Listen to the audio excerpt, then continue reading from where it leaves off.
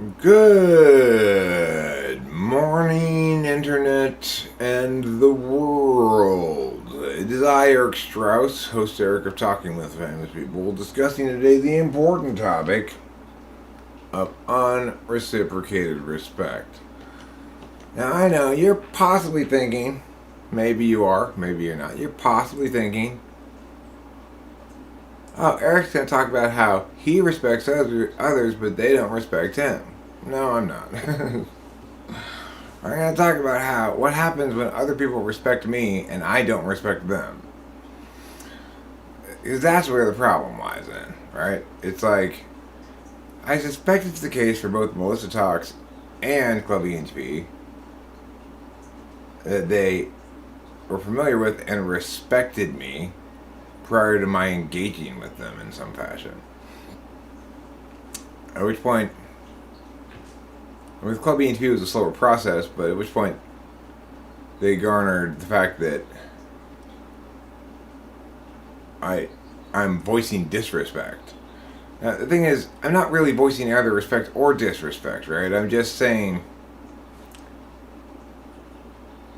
you're not an ENTP or whatever. But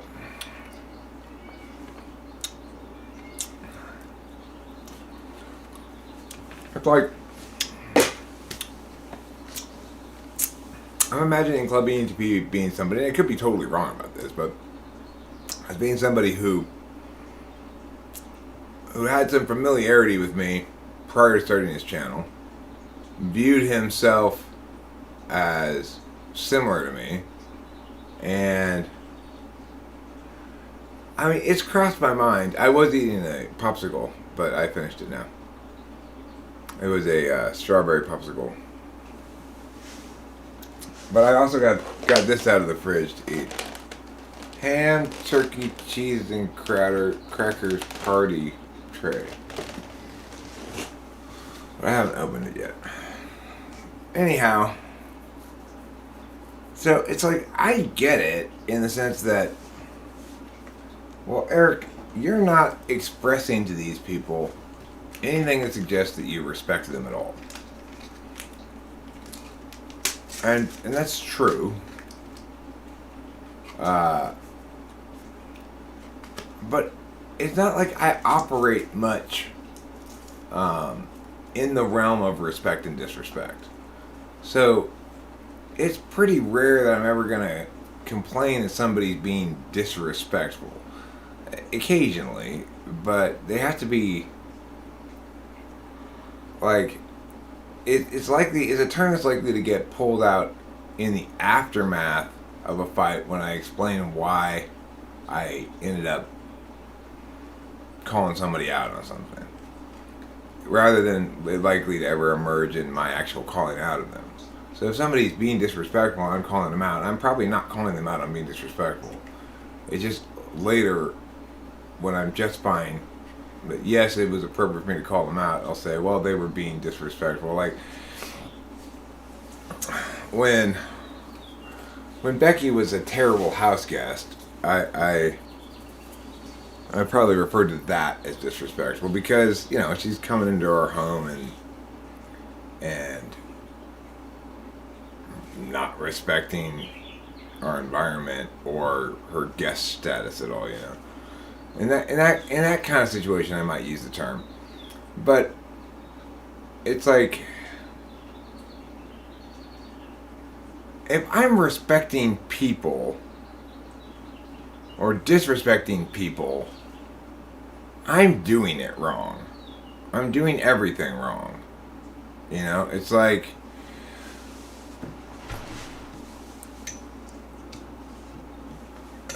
there are many things I could read. There are many things I could watch. There are many things I could listen to you.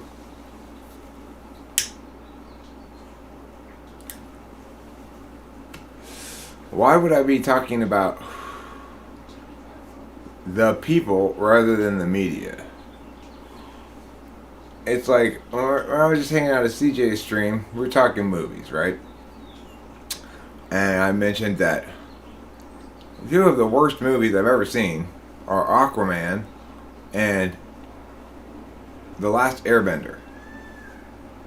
If either Jason Momoa or M. Night Shyamalan Ding Dong is offended by my critique of those two movies, they have forgotten that once you generate a piece of media, it's no longer of you.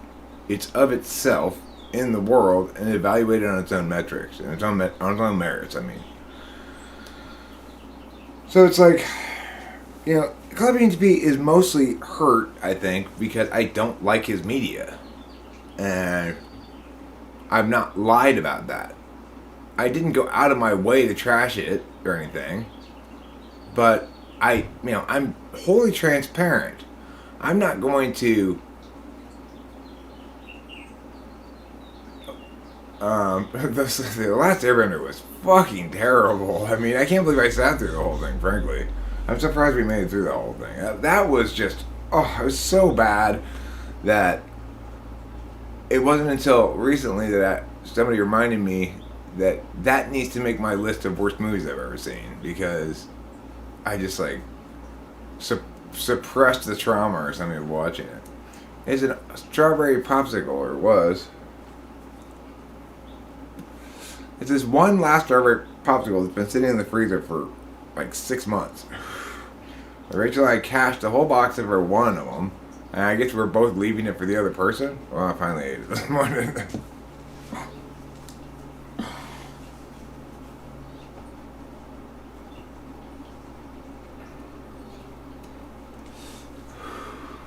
Would you say that being transparent is viewed as disrespectful that lacks an FE/FI element to it? Well, keep in mind, Moxie, first of all, that I'm the one who's bringing up the term respect here. It's not a term that Club EHP used in his email, as far as I recall. But what's clear in that email is that he feels disrespected, and that what's also clear in the email is that he doesn't get it quite what's going on here. Like, he's like, if you want me back on your channel, you're gonna have to do it my way. But I don't want you back on my channel. The reason I've been kind of dragging my feet and taking a long time to follow up on this is because I don't like it when I have to be the bearer of bad news, when I have to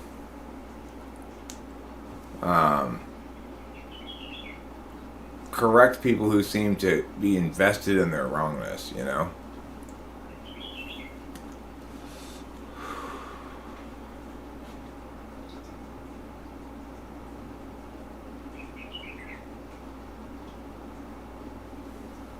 Well, I don't think he's special needs. He's probably TI polar. And it's certainly not special needs, but especially if you spent no time around here, for example, like learning about Mia,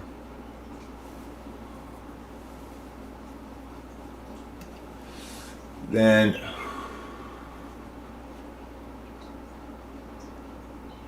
Rain, it would be, this is why I wanted to come into the Google Meet room, so I can just get this shit over with, Ask him a series of TI questions, not get sidetracked into conversations, not have him have other people there and a bunch of shit going on and distractions and stuff. I just want to get it done.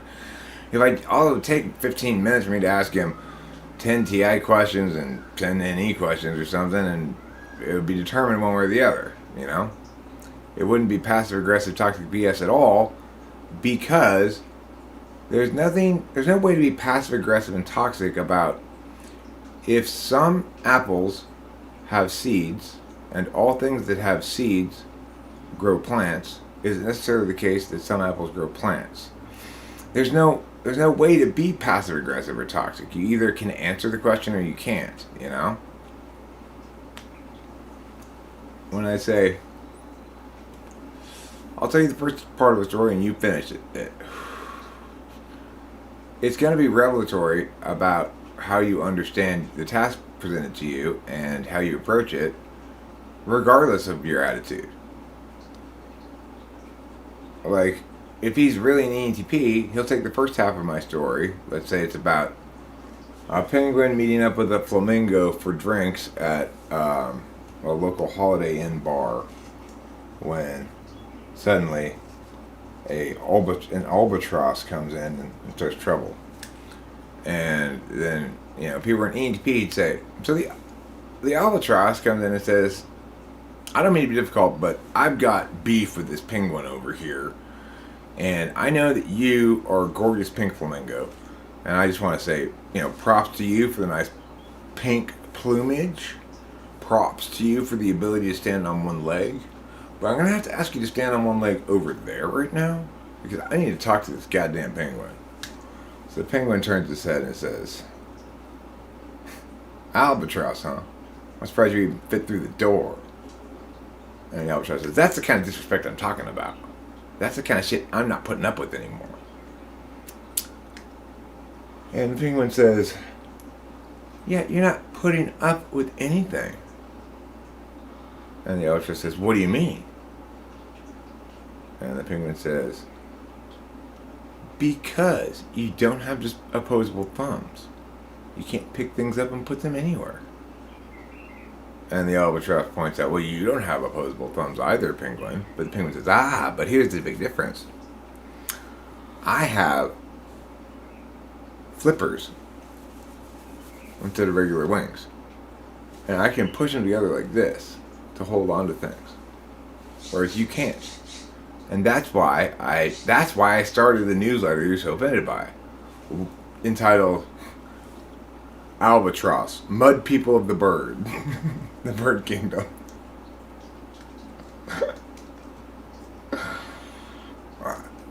Would you say that feeling confident and excited for TINE questions is suggestive of anything? Yeah, absolutely. It's like, if somebody's actually that's why I want to do it in Google Meet. I don't want it to be a big spectacle, live spectacle thing. It's like, that's just going to interfere with what we're actually doing here. So if I were testing him for sickle cell anemia, there wouldn't be an expectation that it also be a viewing spectacle. Granted, being both YouTubers, it's understandable that well, he being a YouTuber, it's understandable that he would have a reasonable expectation that his collaborative effort, purportedly, produces some media. But that's fine. I never told him not to record it or anything. He can do whatever he wants with the meeting. That's why it's better than Zoom. He can record it. I can record it. We don't have to get approval from Zoom first. But regardless, the most important thing is the fucking gall of this guy, right?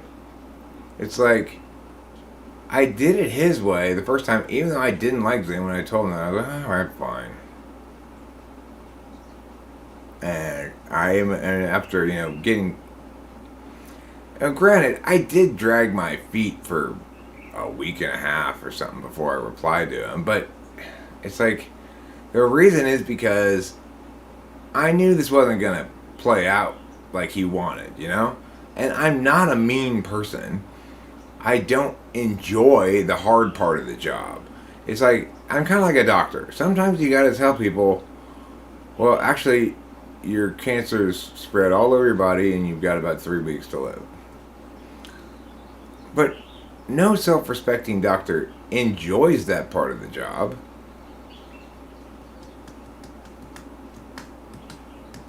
Right? No baseball manager enjoys having to make cuts and saying go away. Him saying he won't click any link you send because he doesn't trust you after blah blah just sounds like a made up excuse trying to cover up the actual reason he doesn't want to do Google Meets. Yeah, I mean, I agree with you on Moxie. I think he's an ESFP. I'm pretty sure he's an ESFP. Who's Club ENTP. I tried twice this weekend, once for Saturday and once for Sunday, to send him to set up a Google meet appointment time. I picked one randomly because I get it. We're both kind of like in the moment people, and I put it there and I invited him to it and said, you know, if you want to move it, and Google Calendar will prompt me to either approve or decline the time change. You know, he just ignored it. And then I did it again on Sunday. He just ignored it until he finally did this morning. And his basic reasoning, as far as I could tell, was he doesn't like to not use Zoom. I mean, I don't know. Or that it doesn't count as me trying to connect with them if I try to connect with them via Calendar or Google Meet or something. So, I mean, yeah, it's this whole I don't trust you because you don't like my media is suggestive of FI Tool, right? It's like he doesn't understand that my honesty about what's good and true and just and such sometimes will make him feel good and sometimes will make him feel bad because of the honesty, right? I mean, Moxie. I agree. Clicking links can cause harm to your device if the link has a virus, except for the fact that what I'm doing is inviting him on Google Calendar to a meeting. Because I have the pay version of Google Meet, it automatically puts that in for every meeting if I put in an email address. And there's mountains of examples of people engaging with me in that platform successfully without any problems. There's never been any complaints about me directing somebody to malware or spyware or anything like that ever. And if he's actually worried about that, he's worried about it for entirely made up reasons.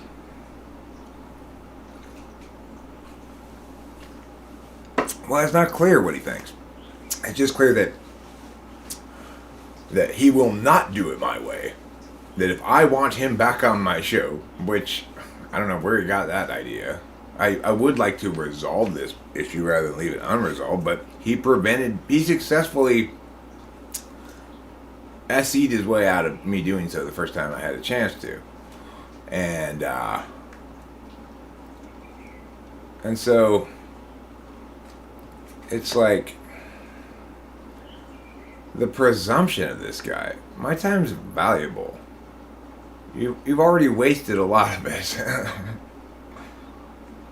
You know? And the thing is, to the extent that I'm engaging with him, it increases the likelihood that I'm going to have to tell him the truth about something he doesn't want to hear. Whether it's that he's not funny, whether it's that he's not an EHP, whether it's that he's intellectually flaccid. I mean, I don't know.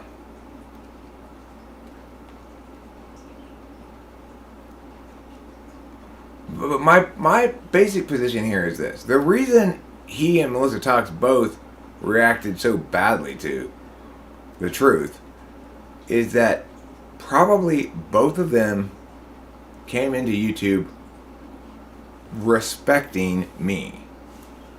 And then I didn't reciprocate that respect. And that's probably why it evoked such an emotional response.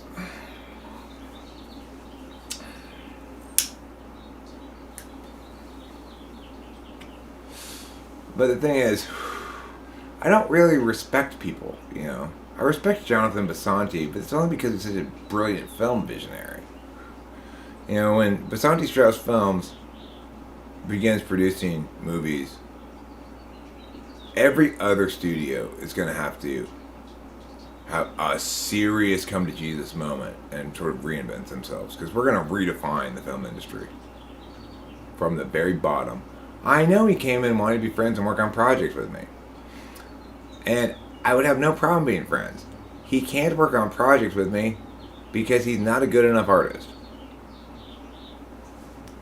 And that's just all there is to it.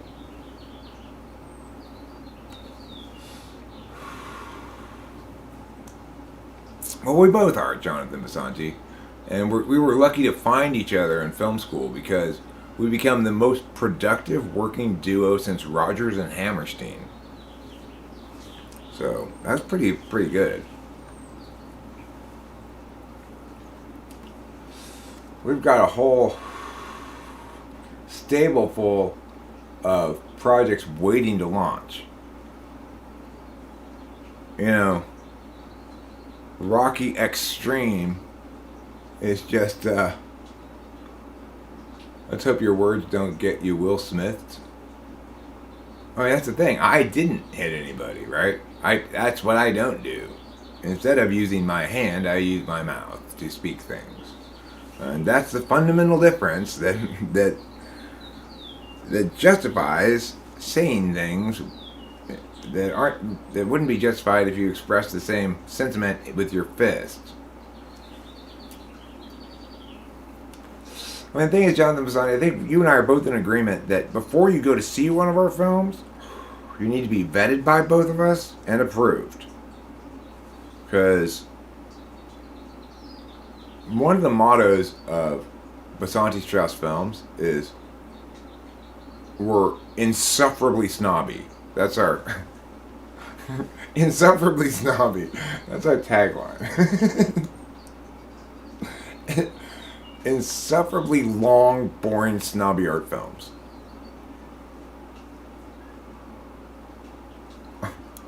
I think, one of the projects I want to work with Jonathan on is a film called What Is This? In which actors very slowly and dramatically cross the room to one another. Julie,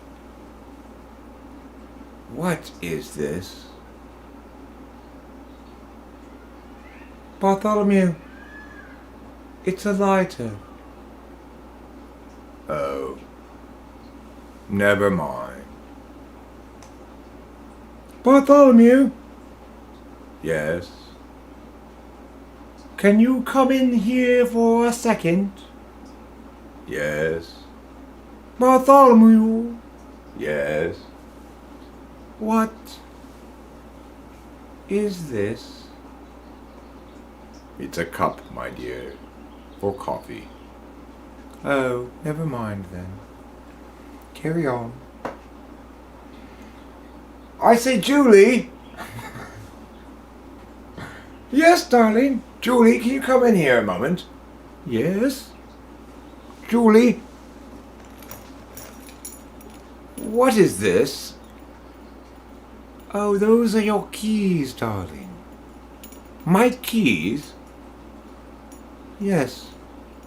And what do I use them for? Opening things and driving. Oh, keys, right. Okay, never mind then. I already knew what those were. Or I'll go back in the other room then. Alright, sounds good. You're live streaming. I say, Bartholomew. I am. Can you come in here a moment? Yes, dear. What is it? I've set down the Evening Standard, which I was reading, and I've rushed over here to see what it is that you need. I do say, Bartholomew. Yes, my darling Julie. Can you tell me? Yes. What is this? Well, that's a bottle of Tylenol. Oh. I guess I was confused because it was generic. Yes, that can be quite confusing. Very well. I'll return to my knitting and you return to reading the Evening Standard. Very well. I say, Bartholomew, can you come in here a moment? It's 2 hours of that. 2 straight hours. Hey, what was that one criterion that you stated for INFJs to become OP? Oh, well, it's when they learn to choose the reason it's difficult for INFJs to become OP is because they have to reject what works better for what works worse because they value it more. So INFJs already have the perfect approach to dealing with life, which is just tell people what they want to hear. Basically, just schmooze them. Don't ruffle any feathers. Look interested, and people will think you're a mystical sage or something.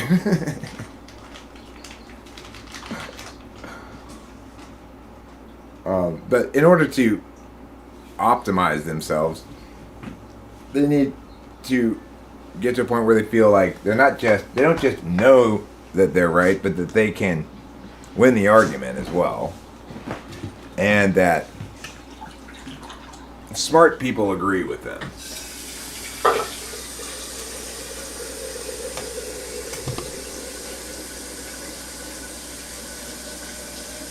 So an optimal INFJ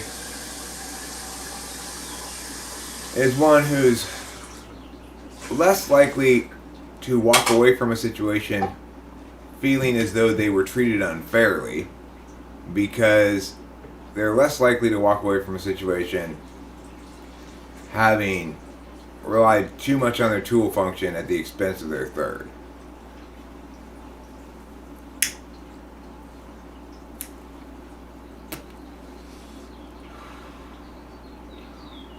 I think of OP as being overpowered. So it's like anime characters who in isekai, when they're reborn in the new world, it's generally expected that they're going to be born OP. That's what I think of OP meaning.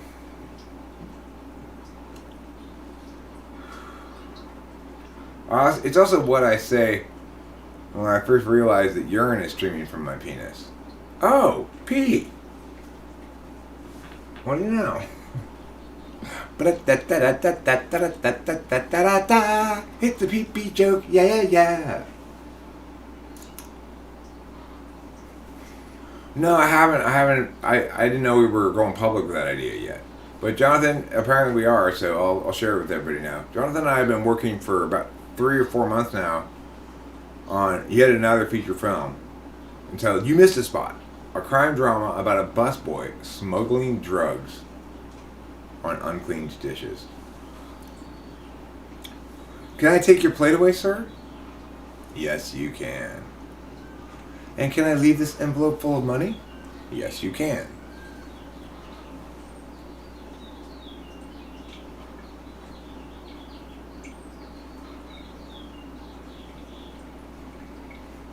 Well, I think this drama is an unnecessary stall for a person. It made a small calculation leading to big effects. I think what's going to end up happening is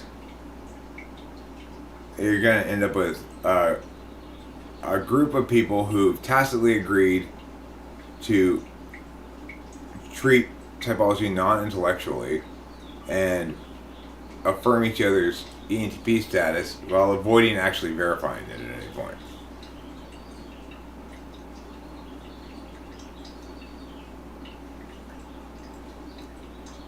Alright, well the thing is, being the guy who has a channel called Club ENTP doesn't actually require you to be an ENTP, right? You could just be saying this club upholds ENTP style values or something, but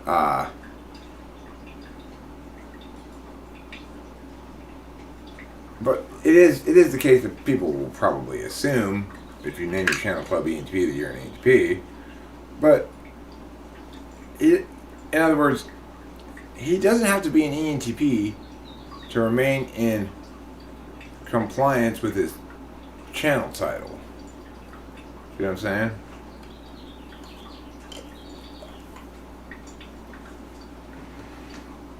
But yeah, it's like the real reason I dragged my feet with them is very straightforward. It's like I don't like his media. I don't like his humor. I don't have much nice to say. So, like the old FP adage says, you don't have anything nice to say, you don't say anything at all. Well, I don't usually follow that adage at all, but like I said, I don't like the unpleasant parts of the job. So I tend to drag my feet on them a bit. If I'm dragging my feet on talking to you, it's almost always because I've got bad news for you.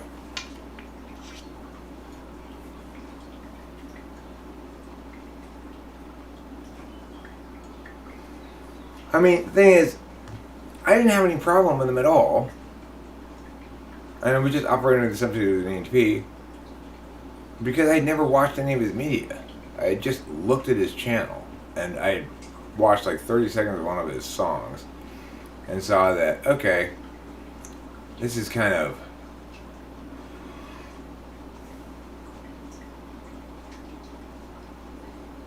this looks like ENTP kind of thing. He's got music, he's got other things. By not having to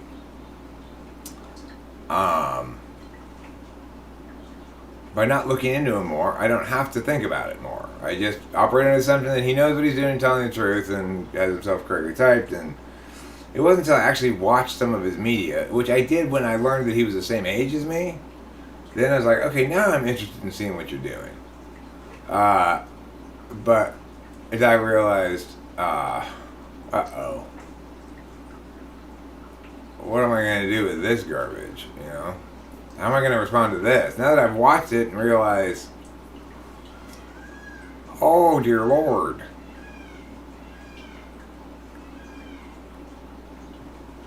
I mean, I can't definitively say he's not an ENTP until I actually type him, right? But I mean, I can definitively say that he makes bad media. I can definitively say that he's not funny. And believe me, I know that comedy is difficult. That sometimes trying to be funny, you're successful, and sometimes you're just not feeling it, and then you're not very funny. But oh no. But the key thing here is bad humor is a more assaultively bad form of media, a more assaultively form of bad than other media can ever attain. The only other kind of assaultively bad media like that really hurts is stuff like when you get a scene you weren't expecting and it involves like like that scene in Naked and Afraid that Rachel and I watched that one day where the guy found these 2 eggs and then he persisted in talking about his eating and taking and eating these 2 bird eggs from the mother bird's perspective, and it just made me burst into tears, and Rachel and I left the house and we went and visited my mom at the nursing home. It's like shit like that where it surprises you with a blindside FI hit. That's bad too. But that's kind of like an involuntary leasing of your headspace. Bad humor, it makes me like physically ill to sit through. Somebody failing at trying to be funny is almost unbearable to sit through. If you're 3rd slot FE. Anyway, if you're me anyway. I don't know. It's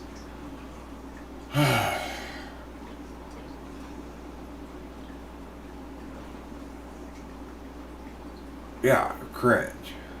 Yeah. I feel like sometimes being like nice too. Like we were very nice to Clubby NTP when we were interviewing him the first time. So like kind of like most talks, like we like let him go like the way that we let her go, like because Oh, FE. yeah. I let him set the frame of reference as us being collegial in some fashion. But there's nothing collegial about us. We're not colleagues. No, He's not. anymore. I mean, we never were, right? We were never colleagues. In the same way that Grandma swimming laps in the pool out back is not a colleague of Michael Phelps, you know. It's just it's a whole different ball of wax. You know.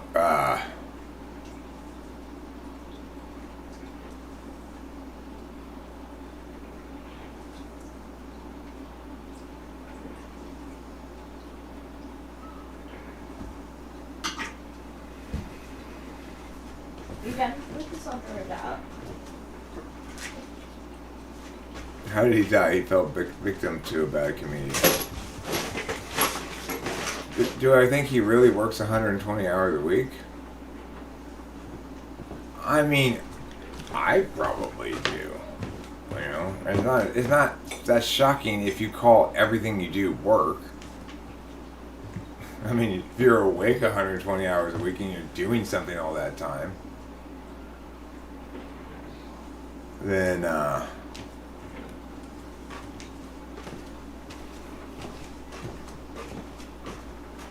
right. Well, because now I'm transitioning from being careful to being honest, more direct and honest. I am not an aesthetic relativist. I believe that if I think something's bad, it's objectively bad.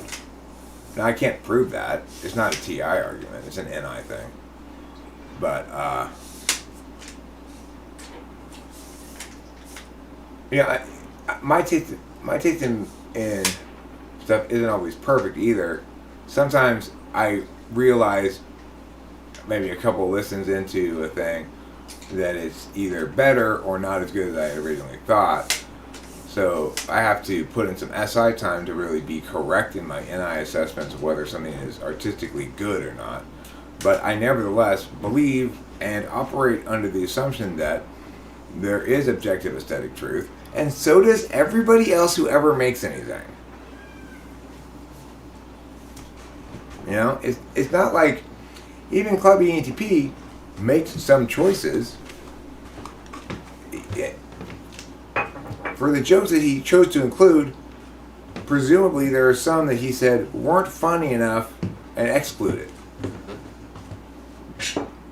So the thing is, we cannot win arguments about who's objectively right or wrong about aesthetics, but it is nevertheless the case that beauty is not in the eye of the beholder, that it is an objective matter.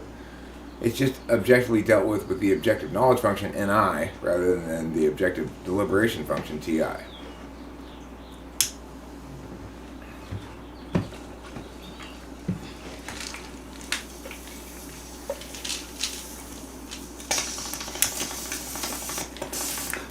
The thing I want to restate and drive home is everybody who makes any kind of art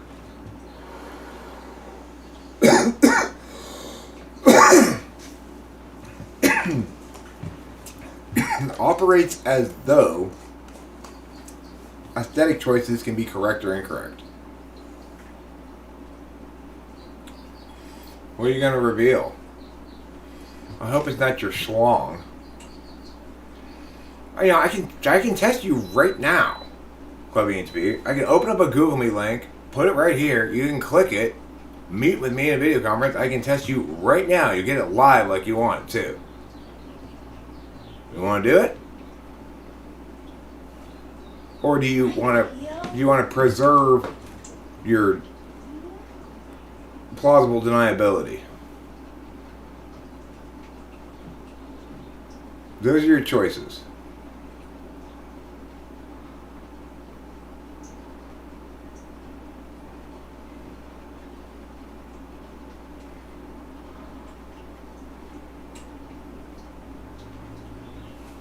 I'll open a meet link right now.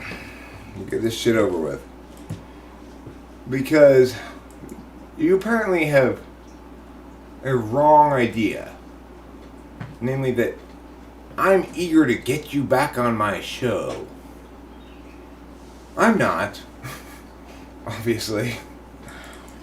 But, for the reasons I articulated. I don't like the hard part of the job, where I have to tell people things they don't want to hear. I suspect that's what's going to happen here, so. But your first name that pops up under guests, Daniel, since this is now the third Google Calendar invitation I've sent you. Google Calendar now expects me to be inviting you to something.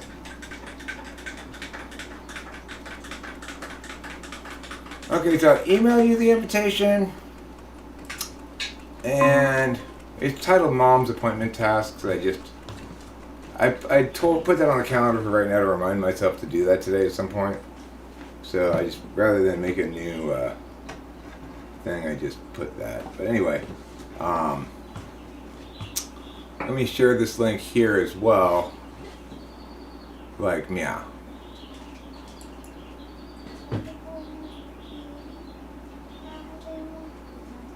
Where do I get the link from? I got a general link.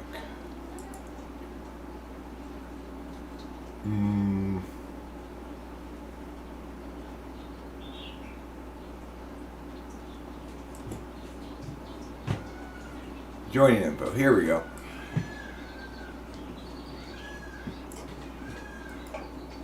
Copy. Okay. So here's a link.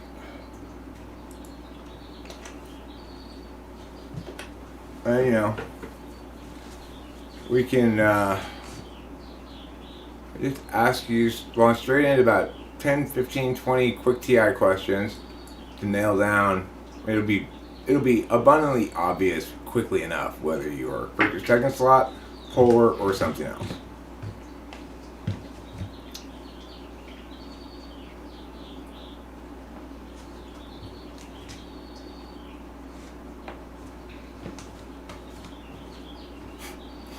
Clubbing GP, you have the gall at this point, when presented, with no more effort than a click of a finger, to in fact show that you and I pay attention in the same way, logically and ideationally. And instead of taking that opportunity, you reject it and say you're going to get Frank James to type you. Frank James doesn't type people as far as I know. And if he did, I'm sure it's very expensive. Now, you might be wealthy enough to afford that, but you're choosing to get typed by somebody who's less disinterested in the process than I am, less capable of the process than I am, and less personally linked or particularly linked to the specific question at hand than I am. So, for you to choose that option over this one that I'm presenting you right now is only dishonestly framed as anything other than avoidance.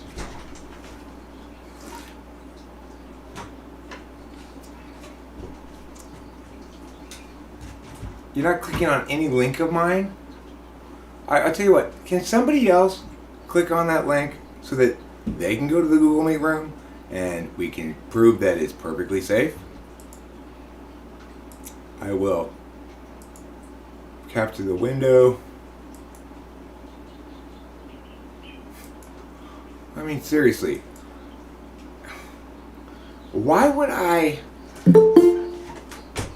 just makes no sense at all to do that on a live stream, right? In any sane universe, nobody thinks that I'm going to. It's obviously a Google Meet link, for God's sake. It's not like, what kind of link is this? Gosh, I don't know. It could be anything. It's Google Meet, for fuck's sake.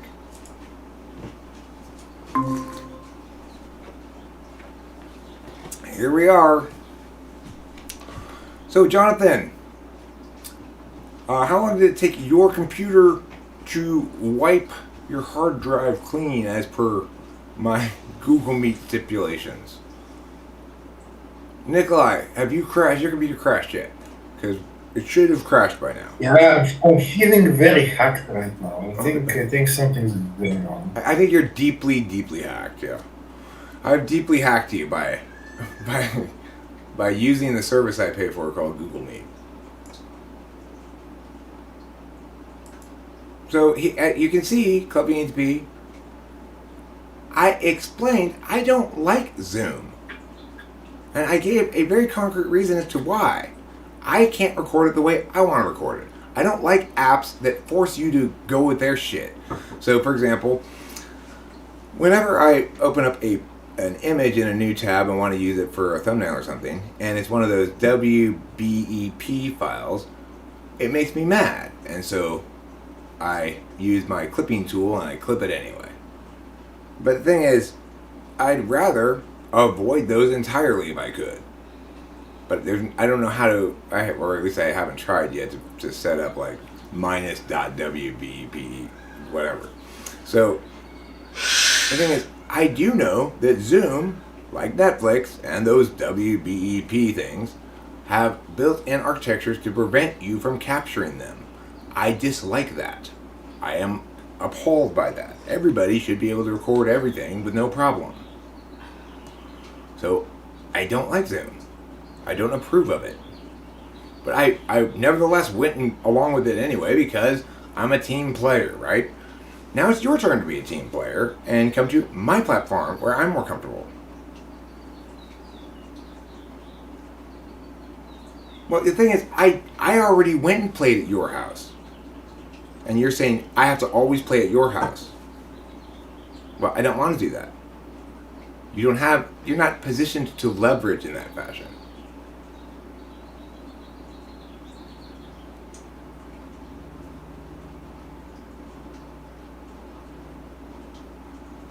Appear to be here, and I appear to be all right, and not have a virus and everything, and be fine. So, and not be hacked. So, hey, like fucking come in and like finish it. Get on with our lives, you know? So, So are we good? Can I get out of here now?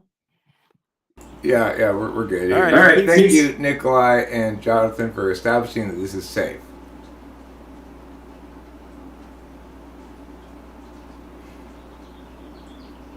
And then it's like, listen here, you sound like a child. I didn't just say I don't like Zoom, I explained why. My thing is, there were sentences that preceded and followed the sentence, I don't like Zoom, that informed us about it.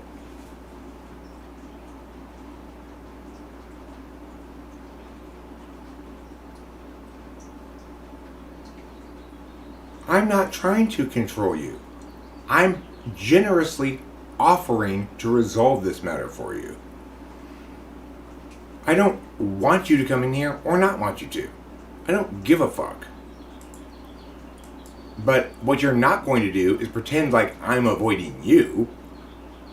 That's ridiculous. I'm certainly not going to allow that intolerable lie to stand.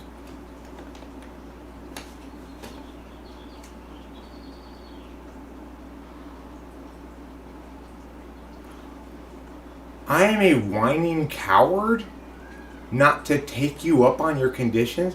You don't interest me. You're not intellectually interesting. You're not creatively interesting.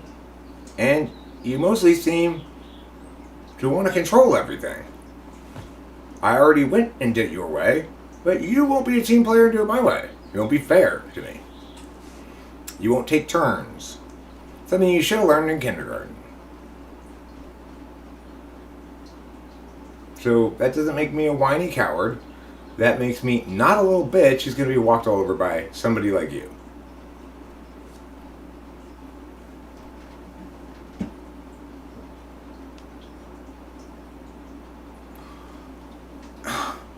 I only started avoiding you once it became obvious to me.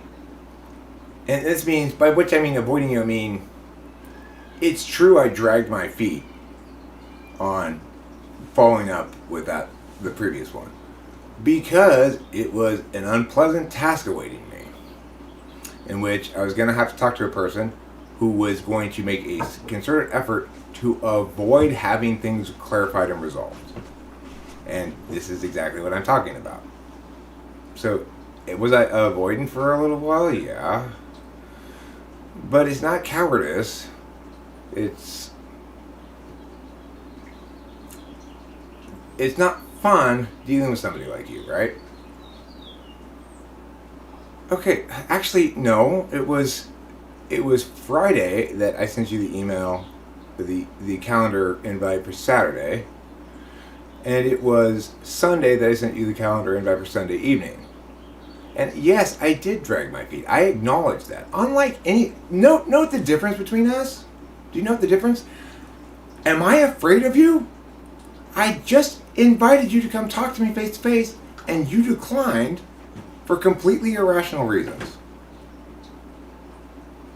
You want to call me on the phone?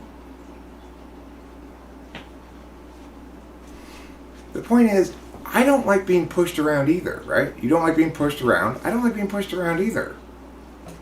That's why we do things like take turns, so that neither person gets pushed around.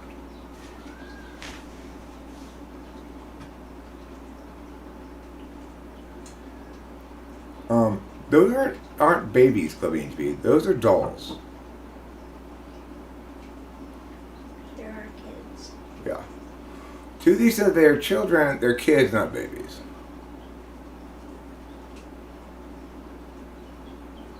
I mean,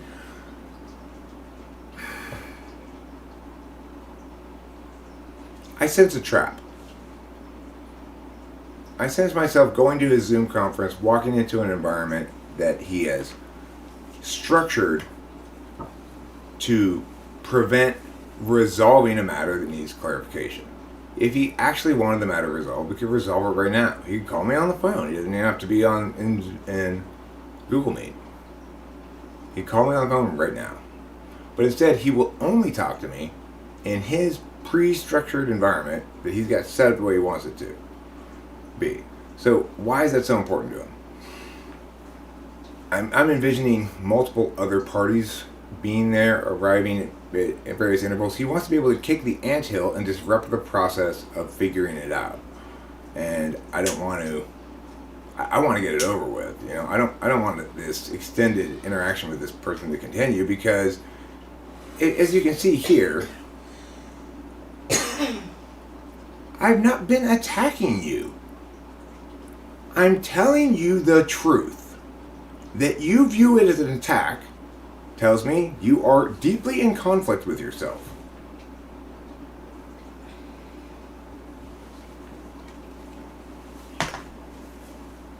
I have never attacked you.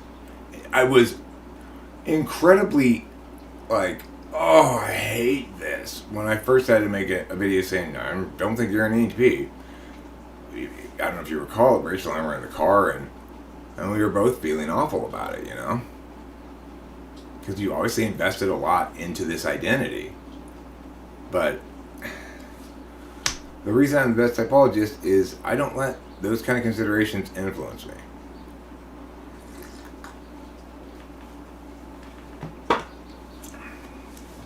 And I can't, you know?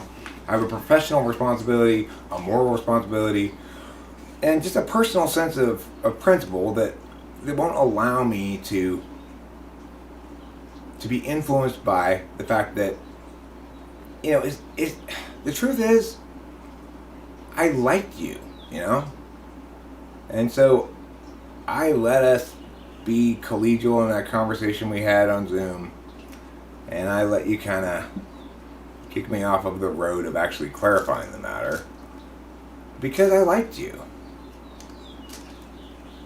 I still don't dislike you, but, you know, this is what happens when I let my feelings impact even a conversation like that one, where even in that instance, I let my feelings let me put aside business before it was done, right? And it came back and bit me in the ass. Anytime I make decisions with my feelings, it's not a good way to go, you know, because I'm not bipolar. So, and that's the truth of it. That's the absolute truth, is that I liked you, and I didn't want it to be contentious, and you were so nice and friendly and affirming that I just said, well, and it came back and bit me in the ass. I let myself not do my job because I liked you. And all that ends up happening at the end is that, well, Eric, you still have the job there and you haven't done it. Well, I mean, I think you've at this point made it clear to everybody that you're not an EHP. Because the justifications you provide are suggestive of a different attentional stack than an EHP's attentional stack. It just makes me think of like... I didn't attack you. Again, I never attacked you. I didn't criticize your talent, quote unquote. I don't like your media. I think it's bad. That's not attacking you. You are not your media. I have thousands and thousands of pieces of media I've made. Some of them are complete garbage. They aren't me. Some of them are great. They aren't me.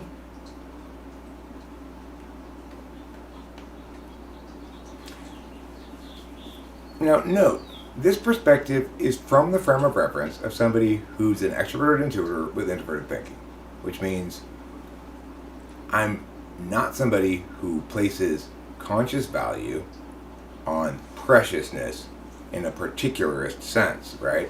So that it's precious to you is not something that comes into my attentional horizon as a matter of concern generally.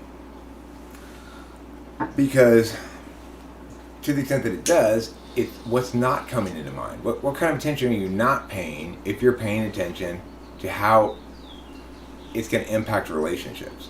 You're not paying attention to what's correct.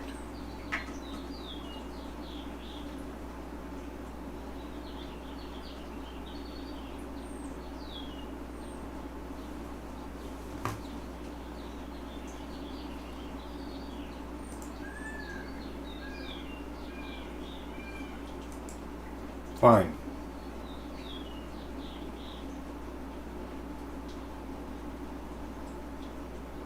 I mean, I don't know if any of this conversation is going to successfully get captured by OBS, but fine. It's like, I can't believe I'm going to a Zoom meeting now, because it's like I'm not going to be able to capture the screen. I guess I can capture the audio probably. I'm assuming. Let me see what the audio settings are here. I don't like how Zoom also, I have to go fix it for my dad a lot because he uses it.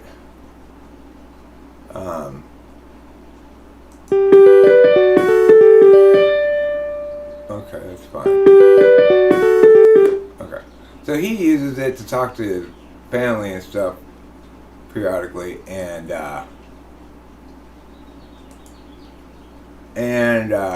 it keeps like resetting his settings and stuff. It's super annoying. Anyway, Zoom is like the Apple iPhone for meeting apps. It's just, it tries to control your meow too much. There you go. There's your Zoom. You get to be in Zoom. I'm making the. I don't like Zoom, but I'm biting the dong, biting down on the dong, and saying fine. In order to compromise and make this happen, I will go to a Zoom meeting. I'll go to this guy's Zoom meeting. So come on. Oh, remember I'm a whiny coward, right? Well, here I am, making a concession, compromising to enable this to happen. Let's see. It's too late. It's too late for what? Are you dead? Am I dead? So let's review Clubby NGP's reasons for not actually meeting me. Number one, it's probably I'm gonna hack his system. Once we demonstrated that was bullshit. Number two, that he likes Zoom better. I pointed out that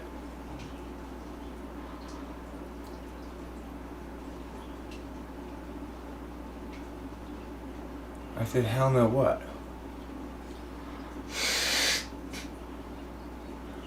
I am not trying to prove I'm better than you. I mean, that's shockingly obvious to anyone. It's not a matter that I need to prove to myself at all, for sure. That's the truth. I mean, that you might be better than me never crossed my mind and never will in a billion trillion years. You are not capable of even approaching me artistically. The chasm is as wide as it can possibly be. Now, the thing is, I wouldn't normally ever tell you this shit, right? But when you say a false statement, then I have to say the true statement instead to correct the lie that you set out there. In other words, I'm not going to stand idly by and allow you to say a lie and not correct it. Or just a wrongness. It may not even be a lie, you know. Either way, I'm not going to let that happen. You can come in here right now, motherfucker. It's a Zoom meeting. How am I a narcissist? I've bent over backwards to be accountable and give you opportunities to meet with me when I have no obligation to do so whatsoever. And despite the fact that increasingly I'm disliking you, I'm still bending over backwards to be accessible to you and provide the service that I normally charge people for to you for free so that you can resolve your ontological crisis.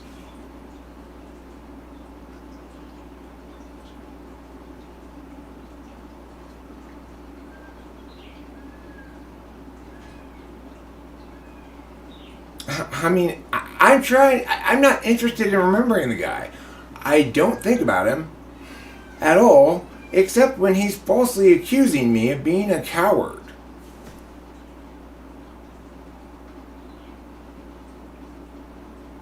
That's a problem. When he's lying in the comments of a video saying, I never replied, when in fact, the email I sent on Friday was the one that, and the invite I sent on Friday was the one that got completely ignored. So that when he sent me an email Sundays being like yelling at me for what's taking so long, I sent him another calendar invite for like later that day, right? And I sent him an email, a couple of emails. And I made a video saying, I guess this is just an honest miscommunication here. You must not be getting my email or something. Instead of realizing that, oh, he must be misunderstanding things, he accuses me of like misrepresenting shit or lying or whatever. I even said in the video, granted I dragged my feet for quite a while before I got to it, but I did get to it before he sent that email that claimed I hadn't to me, before he left that comment that claimed I hadn't. So that's what matters. The thing is, it's fine. Oh, I didn't see that. My mistake, Club HP. I didn't see you retract that. If you retracted that statement, I won't reference it again. That's good. I'm pleased that you retracted that statement.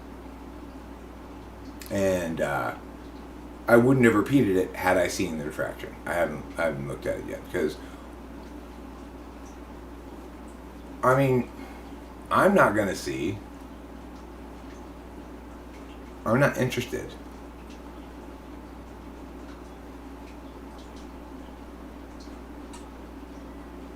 Yeah, I dragged my feet because I didn't want to do the unpleasant task that I expected was probably going to be the outcome. That you were going to test as TI polar and not NE but SE. That's what I suspected, you know, and that I knew it was going to be. If it turned out like that, it was going to be. It's difficult no matter how it plays. It's difficult every time, but there's a whole new dimension of difficulty when somebody's got their whole brand linked to a type they aren't, right? Because then you're really challenging. You're challenging a lot of foundational level shit they've got a bunch of stuff built on top of. It's going to topple if you knock that out, right? So it's very. I get that it's very ontologically traumatizing sometimes to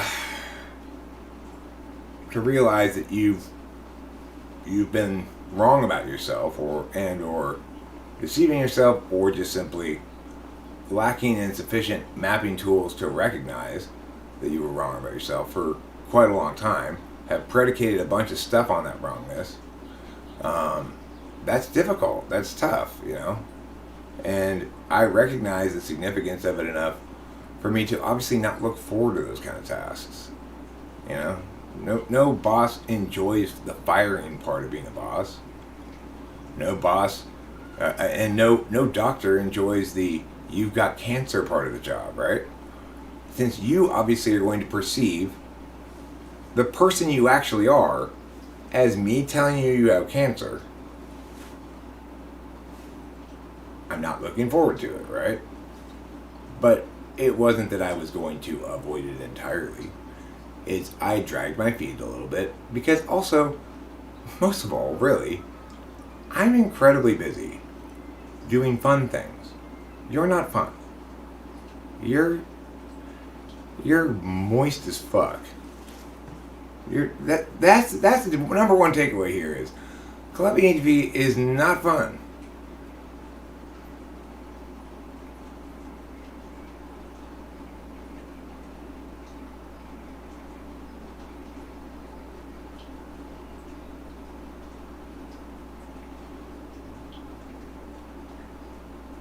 Man, I'm being perfectly reasonable about everything, and you know, I don't like conflict really. Sometimes if I'm in the mood for fighting or yelling at something, maybe I get it. Maybe I like it some, but I'd much rather have everybody be reasonable. And the crazy thing is,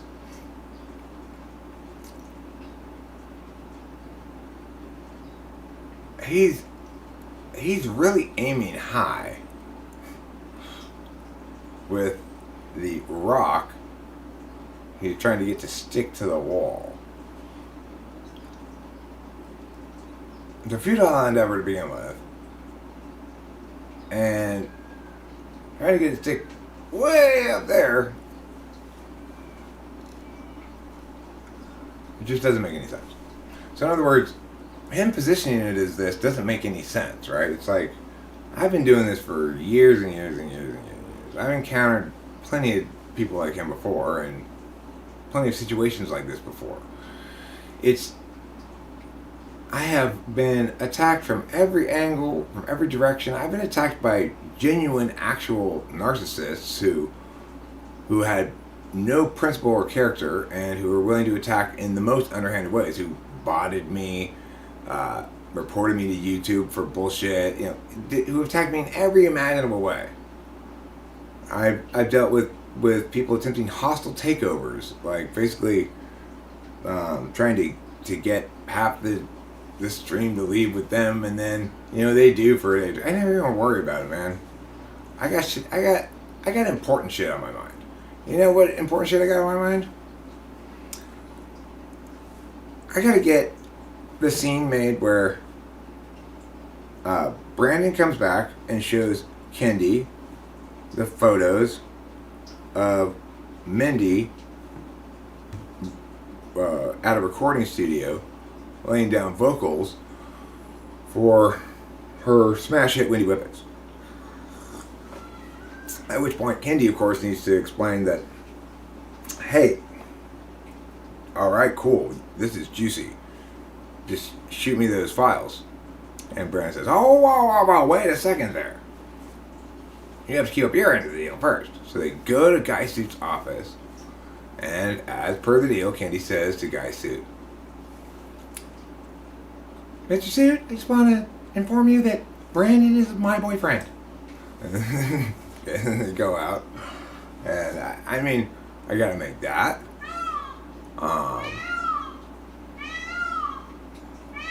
Perry and Tiffany's just realized that she's got a boyfriend and has had one for a while. So there's a rich and burgeoning interaction between these two that needs to grow, bloom, you know.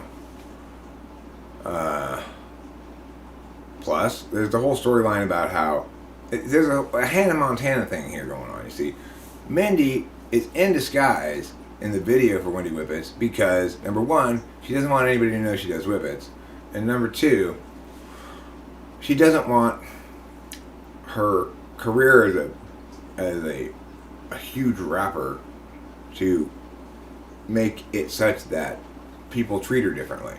So, but now, Kendi has proof that, in fact, that number one club single that everybody's bumping everywhere that's cool, Wendy Whippets. I'm gonna change the title of that, by the way, from its current title to just Wendy Whippets. That's all I was gonna say. Nothing else. I think I'm gonna change the thumb too, because the click-through rate's only 4%. Anyway, you know, everywhere you go these days, it seems like people are humming Wendy Whippets, and such is the case in Mindy's Club as well, of course. You know,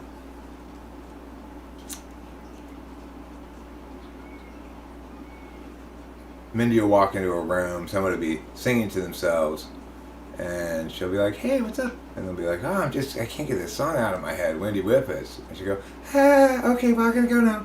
Because she gets nervous that, you know. But, of course, nobody can recognize her because her disguise is so stellar. Her disguise is absolutely astonishingly good. She's unrecognizable, you know. Naturally. Why wouldn't she be?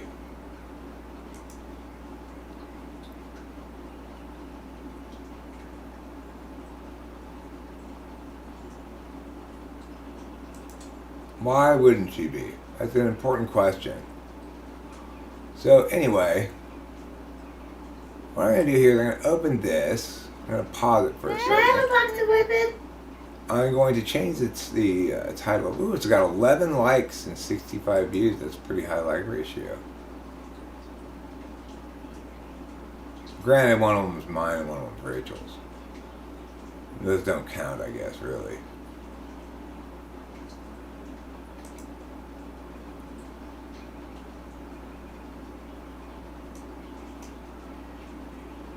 I'm going to change the title of this wonderful song.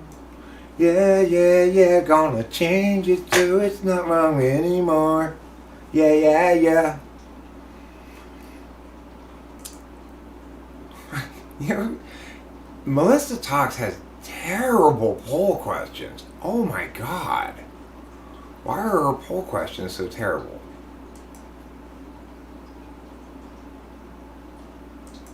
Like, at what point in a relationship do you disclose your love language? What? Is that a secret or something? You know, like, at what point in a relationship do you disclose your love language? What kind of a question is that? What a weird question. It's so, like, presuming, right? It's presuming that everybody's keeping their love language a secret for some reason. Why you would do that is beyond me. The fact that she asked that question, I think of it as very... I mean, it makes me it suggests to me pathological explanations, which I won't voice explicitly, but it suggests them to me. Okay. Wendy Whippets. Now, I'm still trying to figure out who it is in this video because, as I said, they're disguised really well. But it does seem like maybe the person's out of disguise here briefly at the beginning. You only catch a quick glimpse of them though, so you never really know who it is. Can I have a box of Whippets? A 50 pack? Here we go, Wendy. I buy a load of Whippets and I hate whipped cream. Wonder what that could mean. Always sit down, putting up dreams, or you'll fall to the ground and you'll make us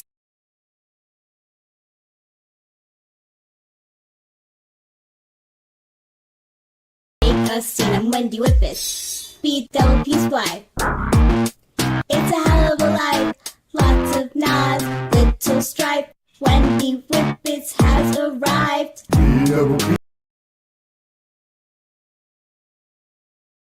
And Wendy Whippets invite you to sing along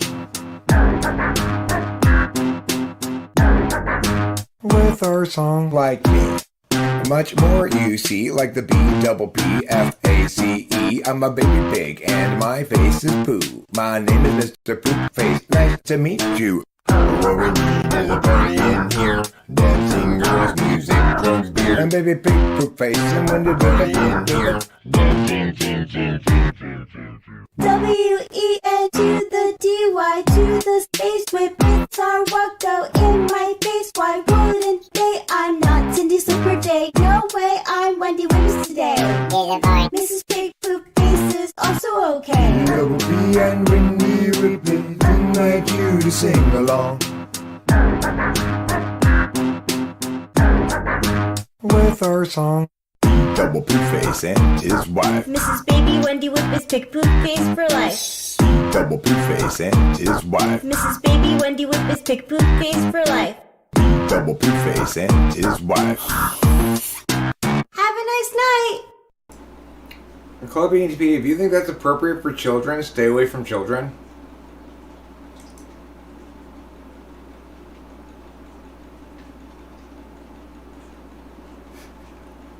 I mean, obviously, Club ENTP, I would say that's definitely not for children, right?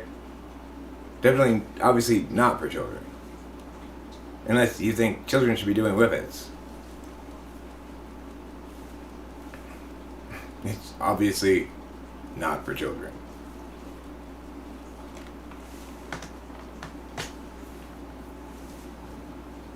That's why I clicked no, not made for kids when YouTube asked me. Alright, now I see somebody here saying people have been banned for less. I haven't been watching him and seeing what he's saying exactly. If he's saying something that's bannable, I mean, he's clearly, I would agree with you that, I don't care, Club ENTP. I'm an ENTP. If talking about you and engaging with you gets me more viewers, that's not a reason for me to do it.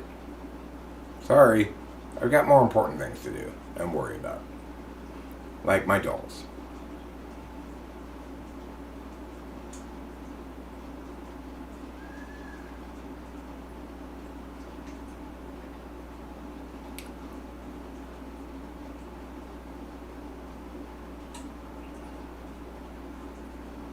You never go full Spy Monkey. Did he go full Spy Monkey? The thing is, it is true that when I sing or play music, my my viewers go down. And the reason for that is because, generally speaking,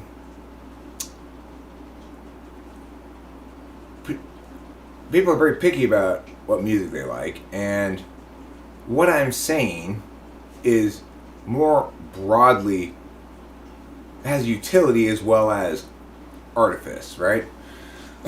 So it is true that I'm speaking well, which is to say that I'm constructing good sentences and putting them together in a rhythmically pleasing fashion, it would suggest that these words were written ahead of time rather than merely spoken on the fly. But beyond simply the artifice, namely, or I guess the artistry with which I am rendering my ideas into language, there's the actual meaning of the things I'm saying. So, because what I say is parsed out to resonate or to validate against an external criteria, namely to be both true and ideally as universally resonant as possible, and verifiably so by others, most importantly, that things that are true in part because they can be they are subject to verification by others independently. In other words, that there's objective data to evaluate, that everybody can evaluate independently, and everybody can come up with their own interpretations of. So, if something has no external validation metric, it can't ever really be true, right? It can only be an entirely untestable claim. So it's just noise coming out of your mouth.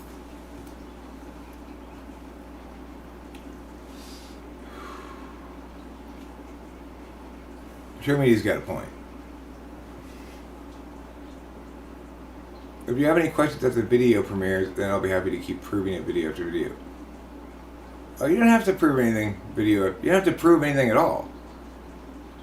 The great news is, Club ENTP, if you actually take the TI and NE question test that I would give you, you could resolve the truth about the matter of your attentional stack. Right? So, it's like you can't prove that you're an ENTP without manifesting on demand by somebody who knows what they're doing examples of extroverted intuition that are consistent with those of known and established ENTPs. Now we know that there is a small subgroup of people who are experts at this kind of wordsmithing, ideation, and logic and stuff, right? And I can point to multiple examples of people who are just like me in this regard, and we can all demonstrate the same kind of competency at extroverted intuition. And we can give you the same test. And if your results look different from all of ours, that means you're not the same as us. Now, maybe you want to change all the names around. Maybe you're an ENTP and we're all ESFPs. Fine, but what we would be able to determine for sure is whether or not we're the same type. So, our guy and a couple other ENTPs and we all answer TI questions with the same alacrity and ease.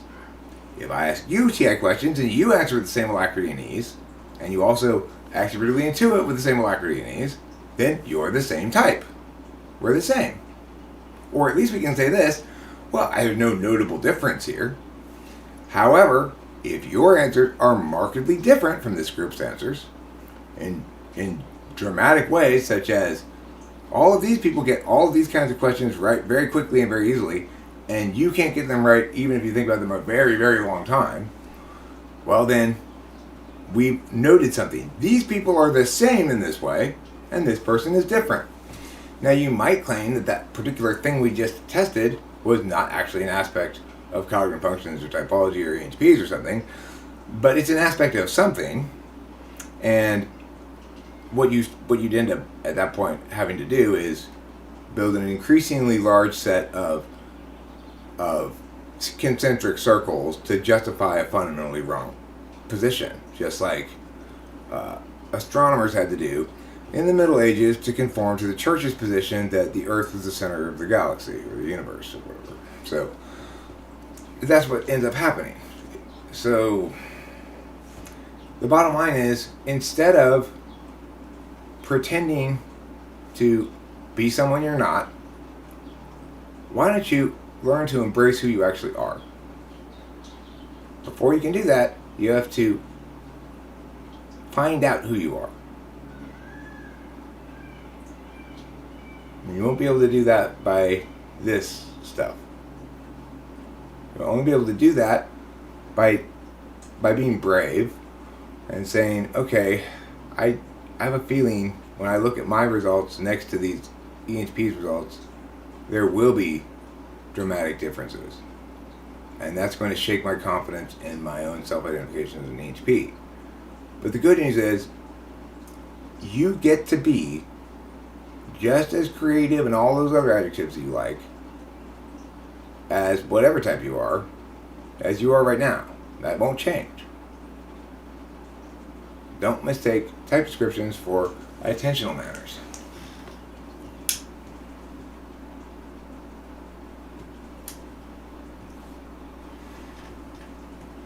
Well, I mean, first of all, on that day when we met, it was on your channel, right?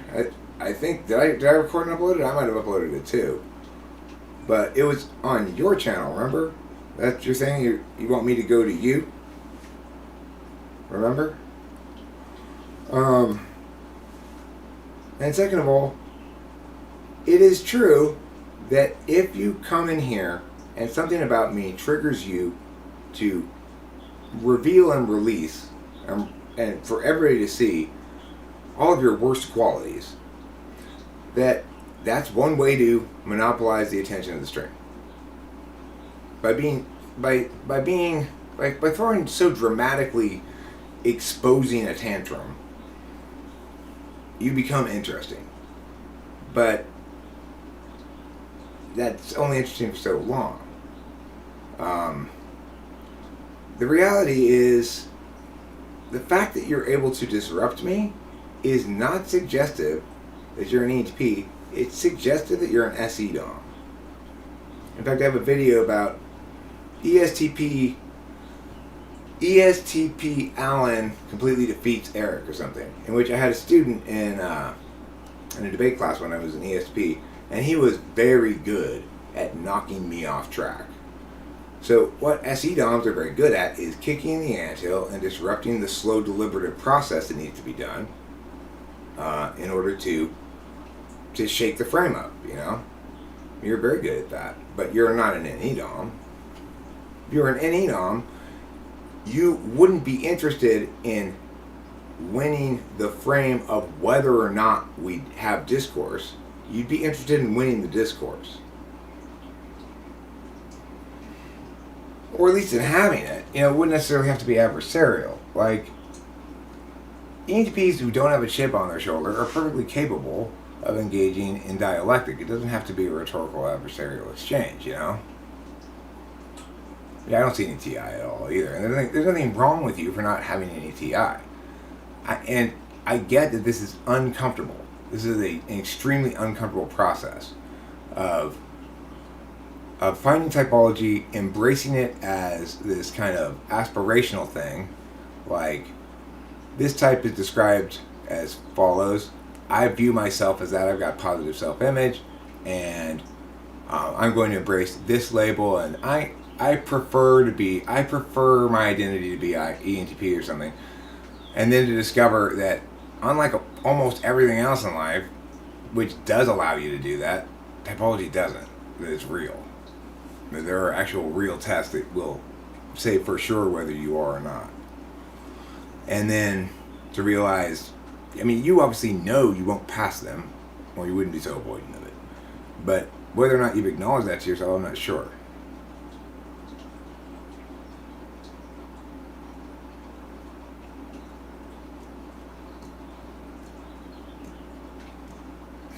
Yeah. So the thing is, Club ENTP seems to think that his action and demonstrative FE is going to successfully. This has happened before. People thought this. Some people more successfully, much more successfully than Club ENTP ever will, but have sheared off some section of my viewing audience and taken them away to build an anti-Eric group. This has happened on a couple of occasions before. Club ENTP, you're not going to successfully pull that off because you're not interesting to the people who find me interesting. So, like, you know, And that's what ultimately happens with almost every one of those. Becky was the only one who could sustain an Eric hate group for any length of time, and she was an actual ENTP. I mean, by Eric hate group, I mean a real Eric hate group with smart people in it. Now, granted, Melissa Talks and her cadre of buffoons will no doubt be happy to join you in an anti-Eric campaign. But you are going to find it lean pickings around here, I'll tell you, because people around here are not interested in your boring ass stupidity.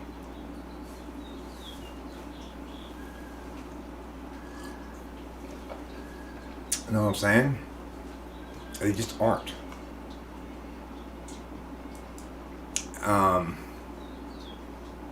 And when I say boring ass stupidity, what I mean is the shit you said today in this stream does not make any smart person think that it's a good idea to watch you and your channel in any way, shape, or form.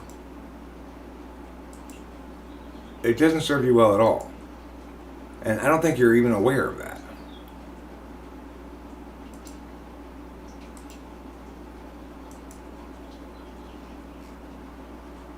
So I don't know what to say about that, but whatever. I'm not well known enough to do what?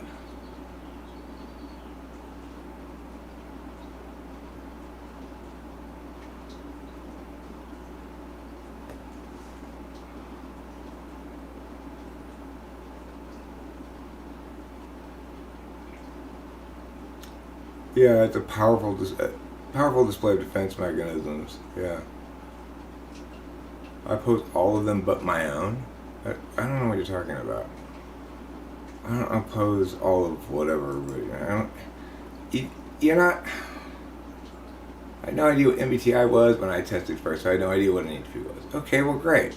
And then when you read the type descriptions, you identified with it, or your daughter said you were, or whatever, and you embraced the idea, you know? And you ran with it. And I get that. And when you run a long way down a path, you know, when you run a long way and you're almost at the end zone, and your teammates say, you're going the wrong direction, you're going to score a touchdown for the other team, you'd really rather not that be the case. You'd really rather it just be shampoo in your hair, not gum. Shampoo washes right out.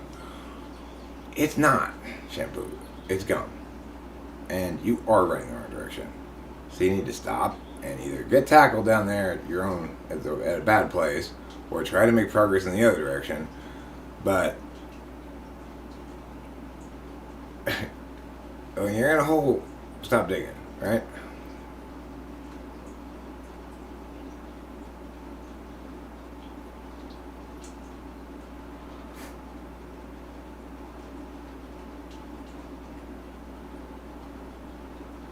I mean, I haven't heard you rap. You might rap better than I do. I don't know, I haven't heard you rap.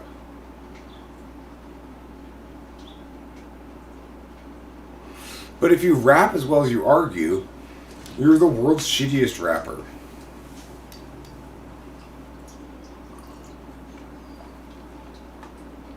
No, I didn't. I was very tentative, and I didn't do the tests, and I indicated that right away afterwards. You know, I got called out on it right away, and I acknowledged it right away, because my subs called me out on it, right?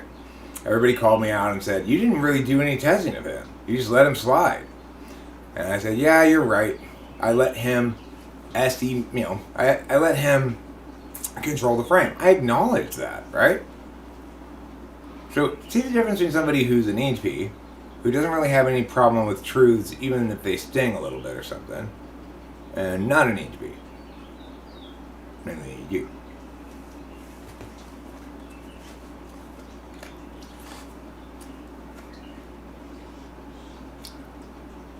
I mean, the thing is, Jessica, if he were to rebrand his channel as an ESFP channel, it would probably be correct. The other possibility might be ENFJ. ENFJs are the ones who tend to have the most problem with me. Like, ENFJs, if they're in conflict with themselves, will sometimes have a lot of problem with me. ESFPs as well. I mean, that's the core. That's the commonality, is that they're in conflict with themselves. They're attached to certain narratives that end up playing out as limiting narratives because they're false.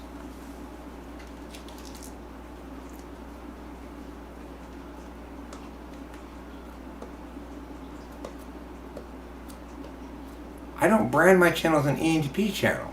This is not a typology channel, for fuck's sake. Believe it or not, it was never intended to be a typology channel. I don't go around saying, as an ENTP, I blah blah blah blah. I'm fucking Eric, for fuck's sake. Yes, I happen to have that attentional stack, but that's of receding in my rear view mirror interest, right? I'm trying to create things that are better than things I've created before. I'm trying to work at a discipline. And that discipline is called being Eric. So I can be Eric better or worse. And I'm working on being Eric better. Mostly that means for me making better artistic decisions, more successful ones. But it also means for me like dealing with this more kindly or more dispassionately, I guess, really, than I would have normally in the past, when I might have gotten super mad at this bullshit, you know. But I'm a more optimal version of self than I used to be because of YouTube. If you are somebody who's got third slot FE, TI tool, then you are tailor-made to be shaped well by YouTube. You want to be right, or you just are typically aiming to be right as an operational value, but it's not really an absolute value for you. What really matters is you want to be liked, but it's non-operational in its expression. It's selfish in its expression. So you can't use the skills of being liked really very much to try to be liked. Instead, what happens is YouTube, for somebody who's FI polar, FE third, TI tool, it rounds out the sharper of the unlikable parts of you and helps you to understand, if you're an FI polar person, how other people's feelings are relevant to the decisions you make. So I used to be pretty mean, and every time I made an actually mean video, I'd get scolded by FI people, and because I am genuinely disinterested in my calculus, I'd say, oh shit, they're right. And of course, then I have to either take it down or make a video correcting it or something like that, because I can't stand to leave uncorrected shit on the flow. And but that process over time made me into a better person. You know, a worker among workers, right? I'm just as subject to critique as anybody that I critique. And I'm open to being critiqued. You want me to prove something? No problem. Whatever it is. Like, you want to, in fact, I got a thing. Oh, is that right now? Shit, I gotta go, I think. I got a thing at 1 o'clock? Is that what time is that? Somebody's interviewing me. I'm like, he's like, can I interview you? Of course you can interview me. I love being interviewed. Whoever you are, you can interview me. No, it's a 2. It's not a 1. Okay, so there's some time.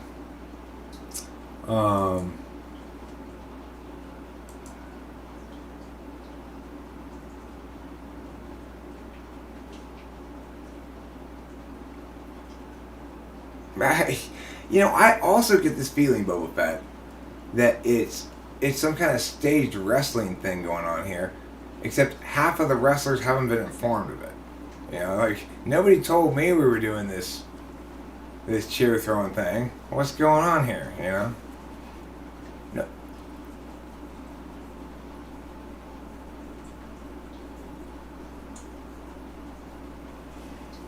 Okay, well, good. I'm glad you're critiquing me, Club HB. I want you to do that. That's a healthy expression of dissent, right?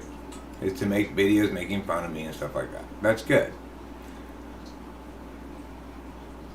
The thing is, at the end of the day, no matter how much practicality you make out of this, no matter how many views you make out of it, no matter how much satisfaction getting me you feel, you're still gonna go to bed at night with a deep ontological unsettling, because even you aren't completely immune to cognitive dissonance.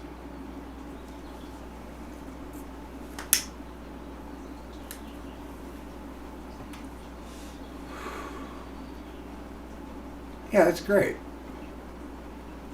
It's always been good, Club EHP. This is the funny thing is newcomers always think that they've invented the wheel, attacking Eric. Man, I'm under relentless assault all the fucking time for 8 years. Get over yourself.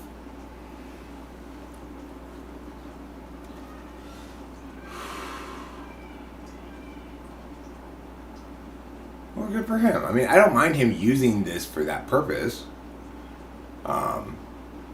But, like I said, at the end of the day, he's got to go to bed with himself at night.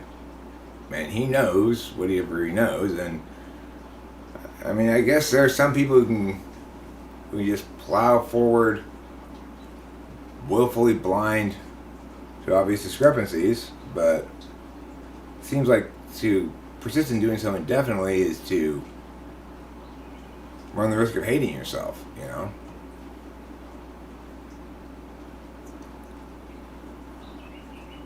Like, if you do like yourself, why do you keep describing yourself as something other than you are? It would be the question you eventually have to ask yourself, right? Because there's plenty to like about you, Club EHB. I liked you. That's what made it so difficult to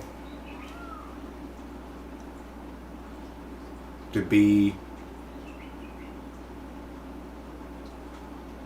my normal, no-nonsense self, you know? You were very affirming of me. Did a lot of positive things. You know, in other words, you did a lot of, you demonstrated a lot of FV stuff. And, it worked. For a little bit of time, right?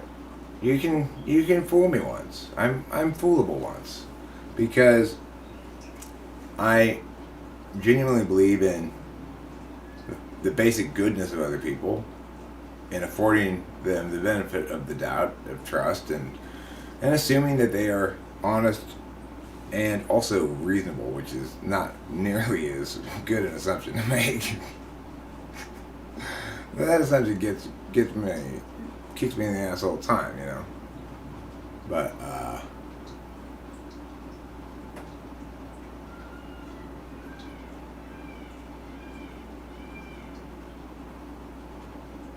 you've never seen me get pissed off and have a tantrum because they criticize me. I mean, like, look, if I were to get pissed off and have a tantrum at the way you were approaching this issue, that would be a reasonable response to it because you're not being reasonable. So other people always expect me to listen to their words and respond to them on point. Everybody does. But those same people rarely afford me the same courtesy. As you don't. So you've not responded to anything I've said. You've just shifted your reasonings, changed your positions, you changed your justifications for the same position when each of the successive justifications was negated.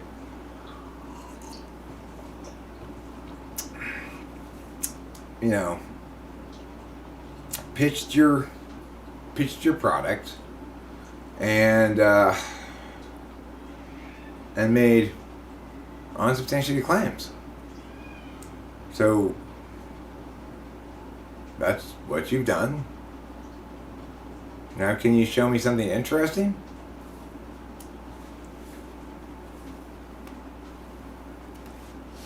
Because I'm losing interest.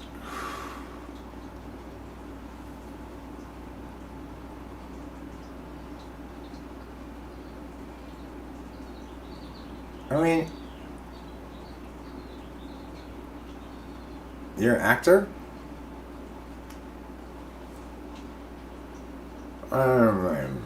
So am I guess. I don't self-identify as an actor, but I certainly do plenty of acting. Voice acting. Regular acting, too. Like, earlier I was acting out the Basanti Strauss film, upcoming Basanti Strauss Criterion Collection Insta ad. What is this? Beauregard! Beauregard!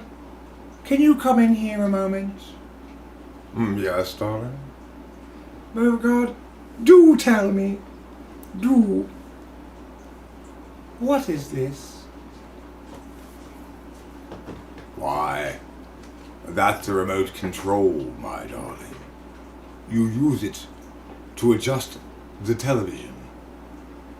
Oh, yes, a remote control. Thank you. Return to reading the Evening Standard, Beauregard. Thank you. I appreciate your help. Not a problem, my darling. Margaret, I will always be here to help you identify items. Minutes pass. Margaret, I say, can you come in here? Yes, darling. I'll scurry right over. Let me put down my knitting. Margaret, I do say hurry. Here I am. What is it, darling? Margaret, do tell. Please, can you provide some assistance in this matter? What is this? Oh, that's an iced tea, my darling. An Arizona brand iced tea. You drink them to slake your thirst. I do. Oh, yes, most regularly. Oh, yes, indeed. Now I recall. Iced tea. Wonderful. Thank you, darling. You may return to your knitting. I'm sorry to have interrupted you. 2 full hours of that.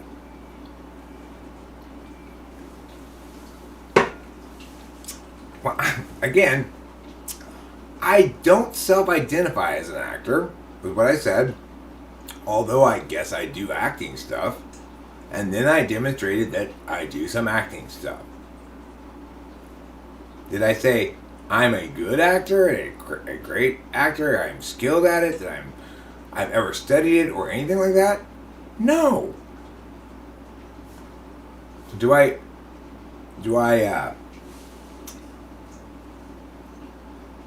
make most of the totality is the majority of the totality of media I generate predicated on acting skills? Only to the extent that this conversation right here is predicated on acting skills. So, I mean,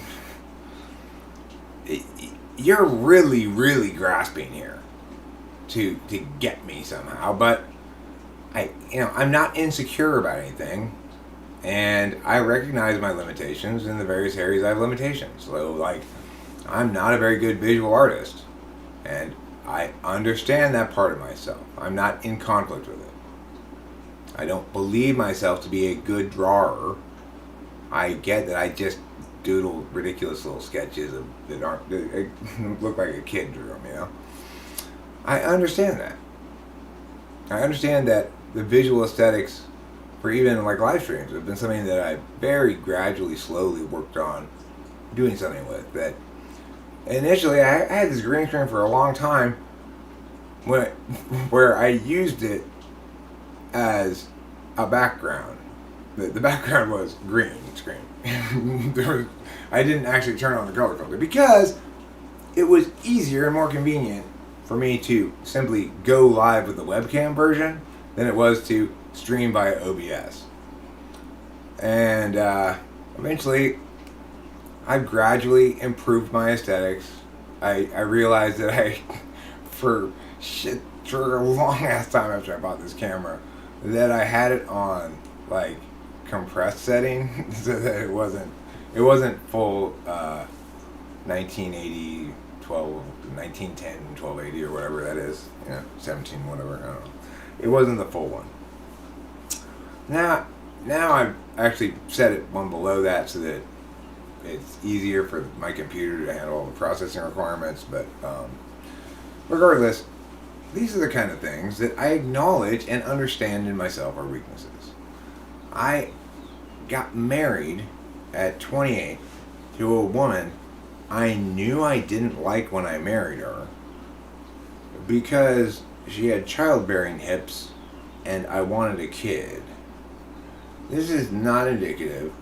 And I wholeheartedly believed that I'd be married to this woman for the rest of my life.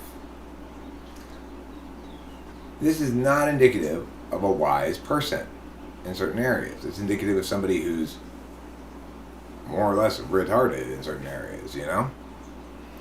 And I proved that same kind of retardation when it came to my romantic relationships all the way up until I got with Rachel. Basically over and over again. It's like whatever else I could accomplish or not or anything in the world, and I've accomplished a fair amount of like high achiever things, but I could never seem to find a girl who liked me. I mean, every relationship I ended in, oh my God, it is absolutely impossible to be with you. Them saying that to me. You are the worst person anybody could ever possibly be with. It's impossible to be with you, Eric. So, and of course, as being an bipolar person means also,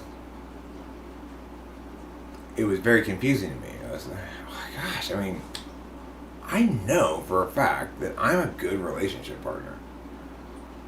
And I can analyze this objectively here.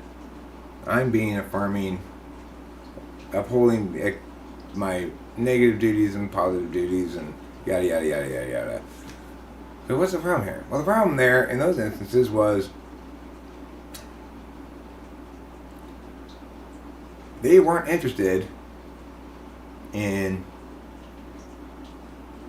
my philosophizing. They weren't interested in my jokes. They weren't interested in my wanting to play so much. They didn't think when I was making music it counted as work. It was just me fucking around again. You know, they didn't like me, these people. They didn't. Like, I went out with people who would never consume any media from my YouTube channel because I don't like that kind of porn.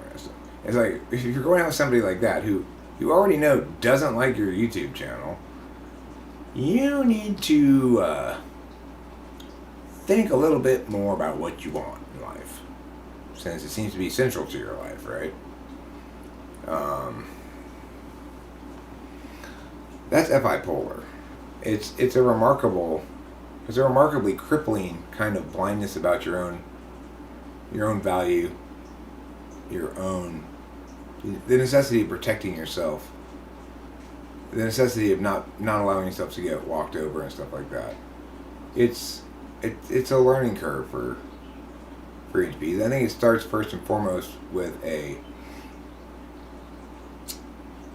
nativity. Sure, thanks, Bozo. You're a sweetheart.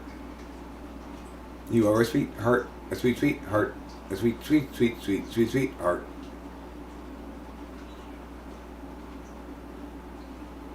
Well, I mean, it's like, the thing is, what I'm doing here is easy squeezy by comparison to what Clubbing Speed has in front of him.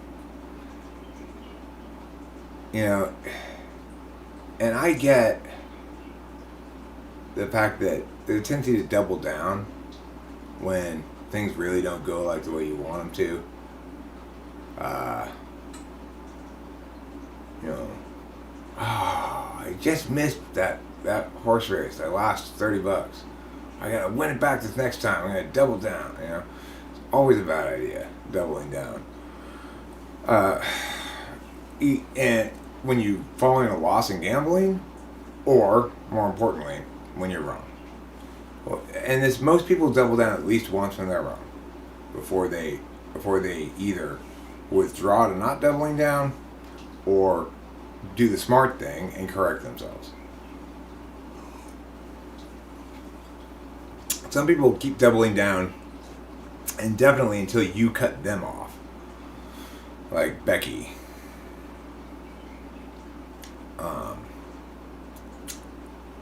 8 ENTP, an actual ENTP, actually having accountability avoidance disorder, and by which I mean like dark triad, and yeah, she was an ENTP, and but the thing is,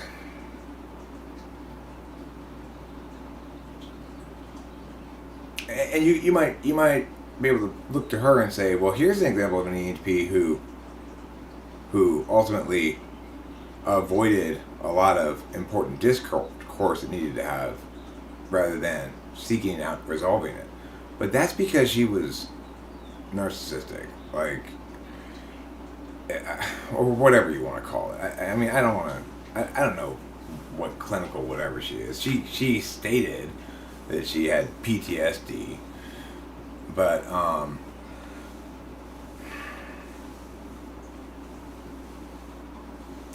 I've encountered now a few such people in life.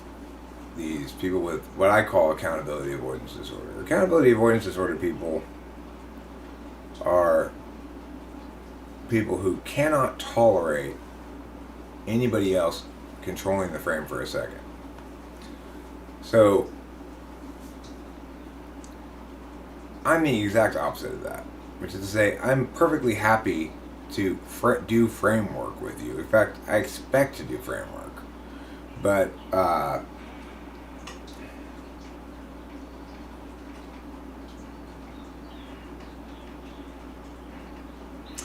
yeah, like Rachel's mom. So when Rachel's approach to her mom's normal bullshit that her mom had gotten accustomed to getting away with when I wasn't accessible geographically, right? She thought, once I'm not accessible geographically, like when Rachel went back to New York for a couple months, then she can get her kicks, get off on turning the knife in Rachel, and when her expectations were returned, that I was too far away to return that evening, and Rachel called me and said, well, I guess I gotta go back to LA. And I was there all of a sudden, and I said, well, yeah, she's going back to LA because you told her if you changed the rules on her, right? Like when we first got down here, for some reason you booked your timeshare to visit your daughter in San Diego instead of Los Angeles, where she lives. But regardless, when we came down here for a night, you told us not to smoke weed on the patio, so we went out to the parking lot. And Rachel continued to do that after I had left her there to spend the night, just her and her mom, right? The problem was, of course, she no longer had a car to leave the pipe in, so she brought the pipe inside the house. She couldn't leave it on the patio because she wasn't smoking out of there. And she put it underneath the bathroom sink, but if you know anything about half-smoked bowls of weed, it does smell very clearly like weed. Not that that's a problem, right? But her mom saw it as an opportunity to exercise control the frame, and make Rachel dance. When Rachel pulled the unexpected maneuver of calling me and saying, if I stay here I have to dance, and me going, the fuck you do, and showing up, when I started trying to talk to Rachel's mom, as soon as I pushed back for anything she said one thing right away. I don't remember what she said something about how it made her physically ill to smell the smell of marijuana from the other room. And I said, that's insane, insane, insane. And from that moment forward, she refused to look at me or say any other word to me. Everything I said to her, she'd ignore and say something to Rachel. Until I said, hello, I'm right here, you need to talk to me. And then she ran and locked herself in her room. That's somebody with accountability avoidance disorder. They are determined, no matter what it costs them, not to be taken to the task for anything. Not to be called to the carpet, Rachel's brother is the same way. makes sense that somebody Dark Triad is going to make a Dark Triad kid, and I'm glad it wasn't Rachel. At least Rachel's dad is a good, honest, loving man, you know, who really loves his daughter, and he was victimized by the mom as well. Basically, he was weak, you know. He's not bad, he's weak.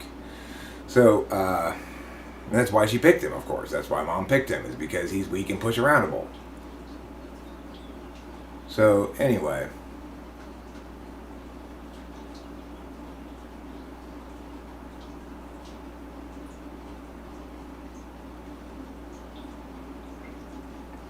so yeah, well, Rachel has, mom has texted her since saying that I can no longer have a relationship with Eric based on how he acted. But blah blah blah blah blah. So Rachel responded, "Well, I'm still with Eric. You said if I stayed with Eric, you were going to disown me. Were you lying?" Crickets. No reply. So the thing is, when dealing with people with accountability disorder, you have to constantly put the ball back in their court. Club ENTP mistakenly thought that I had accountability disorder, and if he kept putting the ball back in my court, it would serve him well. It ended up embarrassing him there, didn't it? Because he was afforded multiple, direct, different paths to validating his type in 15 minutes, and actively chose to reject them. So he doesn't really have any Ks anymore, you know.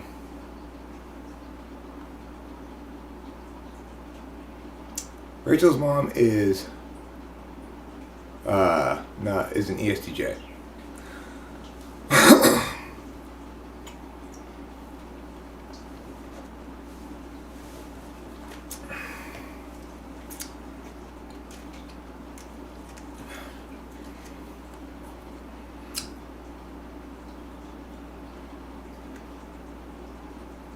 I mean, the thing is, Winston's mom, I'm not at all sure that Rachel's mom is going to grow at all.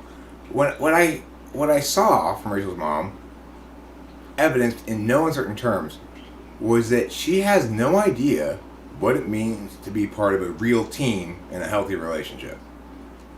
If she thought she was going to like schism me and Rachel that easily, I mean, she clearly has no concept of how people who actually love each other treat each other, or find each other precious, or protect each other. She obviously has no concept of it. Because the thing is, she's trying to preserve her sick relationship with Rachel, but I'm Lysol. I keep spraying on her germs. She doesn't like that. So she's trying to excise me and trying to get Rachel to break up with me under threat of being disowned. Which, if she had any sense at all, any NI at all, she wasn't NI polar, right? She'd realize Eric loves Rachel so much more and more honestly than I ever have, that there's no way in hell she's going to choose me over him. You know? It's the only reason she could ever possibly not think that is if she's never had any experience of loving anybody like that, or being loved like that. So obviously her capacity to trust was destroyed as in childhood somehow. As my only explanation for Dark Triad shit. I don't have any other explanation for it. I don't know what else is where else it could come from. But that's the thing. It's like, if she thought for even a split second that she could get Rachel to break up with me by threatening to disown her, she was crazy. Rachel and she hasn't been paying any attention at all, right? To her daughter at all. Anybody who's been paying any attention to Rachel at all knows that Rachel and I are sewn together at the hip. That you're not going to separate us. We're together, and that's all there is to it. And that we're a remarkably happy and peaceful couple. I've been on YouTube through multiple relationships. And through all of those relationships, some portion of my YouTube time was directed towards venting about my relationship and the difficulties I was having. And checking with others to confirm that in fact I wasn't being unfair, that her, stomping on my feelings over and over again was not okay. You're right, Eric. That's not okay. Okay, cool. In this relationship, since Rachel got on the right medication and stuff, and not even a speck of that. There's just no conflict, no strife. Occasionally we'll not be perfectly in alignment or on the same page about something, but even then, it's usually we're playing FE overreach. I hope my thing didn't make you think meow, and then the other person goes, well, why? Because it's meow. And like, okay, let's not do this, please.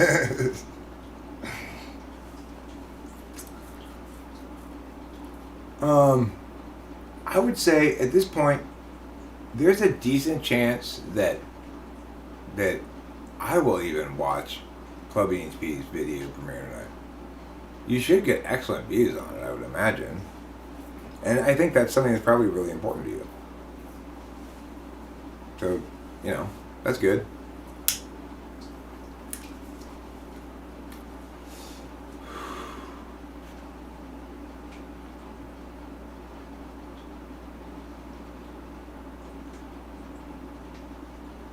I mean, I think Rachel, it's fair to say this is the only healthy relationship either of us have ever been in. Well, maybe my very first girlfriend was a healthy relationship until I fucked it up. But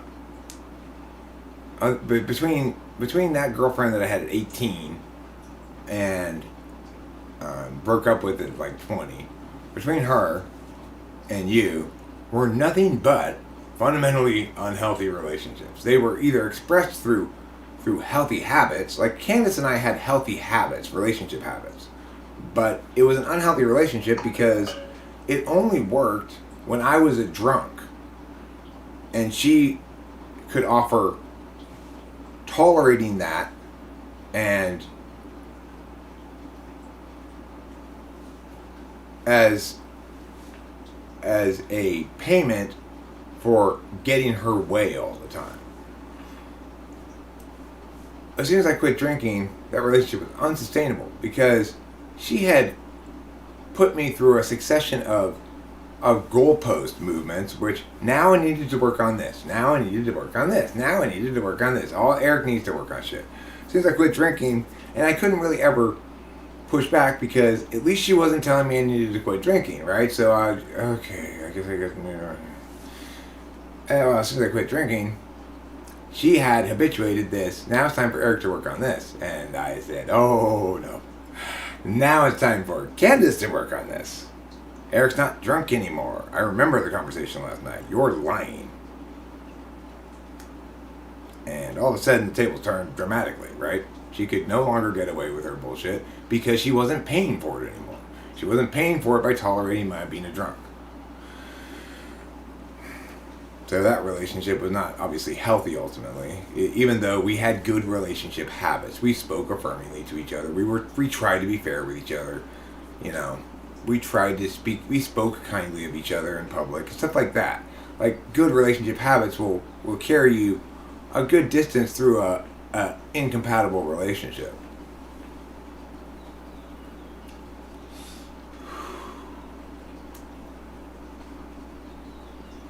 No, CJ's an ENTP. And I haven't even officially typed them, but it's pretty obvious. I do encounter other ENTPs. You're just not one of them. As far as I can tell. And since you choose to not find out, I can pretty definitively say you aren't one. You are not one. I mean, CJ's not rushed over to try to get me to type them or anything. He wants to say above the typing phrase and sort of not identify himself as any type. But he seems pretty obviously ENTP to me. And instead of having to be the only one, I frequently say, oh, cool. CJ's streaming. Why don't we just hang out over there? It's the same thing, basically. And it's nice. It's really nice. It's like, oh, this is the first environment like here that I've encountered before. I mean, would you say that hanging out on one of your live streams is like hanging out here?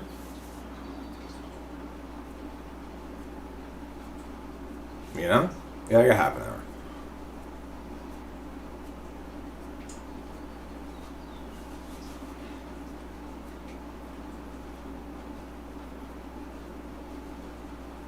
Who doesn't have respect for me? You mean like my ex-wife?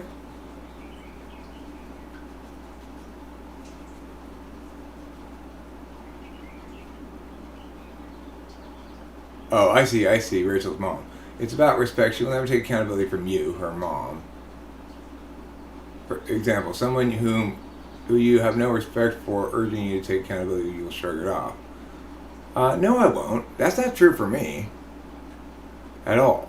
I don't have to respect you for you to hold me accountable. If all that has to happen is you have to be right.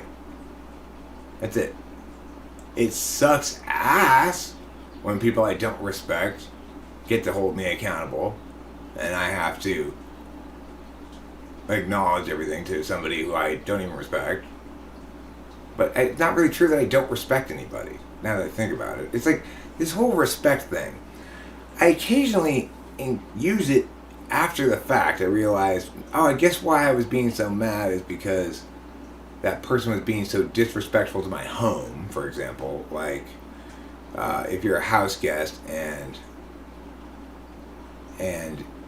you spend the whole time as a house guest in my house, but never really talk to me because you're busy the whole time doing other things, and then just leave and sort of treat it like a bed and breakfast or something. I consider that disrespectful, right?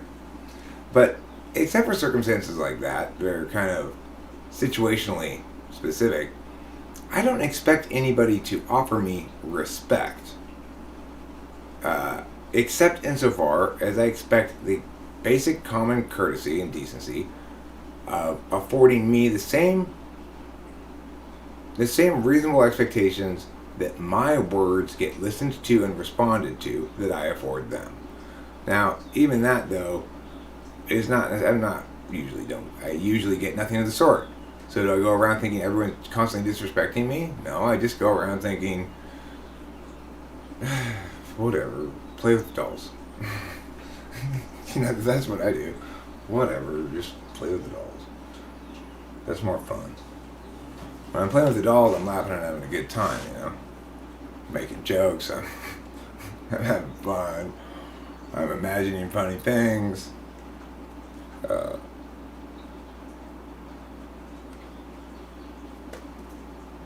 I'm not worrying about stupid shit. Like having to navigate this blameless here, in the sense that he did have some reason to think that maybe I was avoiding him, but he had absolutely no cause to think that I wouldn't get around to it. Again, sometimes before you go telling somebody off, research them a little bit, because you may discover that they're not the person you think they are based on your one little brief meow, right? Anybody who researches me a little bit knows that if there's one thing everybody will always be able to do around here, is it's be honest in holding me accountable. As long as you're honest, you're not being fundamentally dishonest, misrepresenting an unwarranted attack as a genuine critique or something. As long as you're being honest, I'm always open to everybody's critique. And I welcome it, because where I am wrong, I want to excise that from myself, right? If I had been, let's say, the thing is this. I get that Club ENTP has put and he's got a lot invested in the identity ENTP. But it's also the case that prior to getting cognitive functions right, I worked a great deal of time on 2 successive interpretations of it that were dead ends. It ended up not being right, and I had to toss in the trash. And when I wrote Gospel of the Pantheon, it ended up under 400 pages, but that was out of like 800 pages of material. I had to edit out an actual book from my relevant but ancillary thoughts. That's just, that's part of believing in the self as a thing that can grow or function more or less optimally. Part of the process of believing that the self is something that can function more or less optimally, something that can grow or wither, is the experiencing and learning from partial trips down dead-end paths. And learning how to recognize when it's a better idea to turn around and go back from whence you came and try a different path than to continue trying to hammer through this brick wall that blocks off the end of this path, is often a challenging decision to make. But I've traveled this far down this path. You just have to accept that, okay, I did, but that was because this is that dead end path part of the growth arc here. It's not ever fun. Like data loss is always fucking awful. And basically it's ideational data loss when you go down a dead end path and you realize you've been walking down according to a wrong mapping construct. But there's only one thing to do. You have to turn around and go back and pick a different path. You gotta try another one and see if that one's right. If you're not super strong with the NI, like I have to do so much trial and error because I'm an NE dom. Not things don't naturally come out in their optimal form in mini media, not in all, but in mini media. And so there's this reckoning between the object you've generated and an aesthetic standard that you're applying, right? That you then need to execute. It's that reckoning part that is sometimes scary.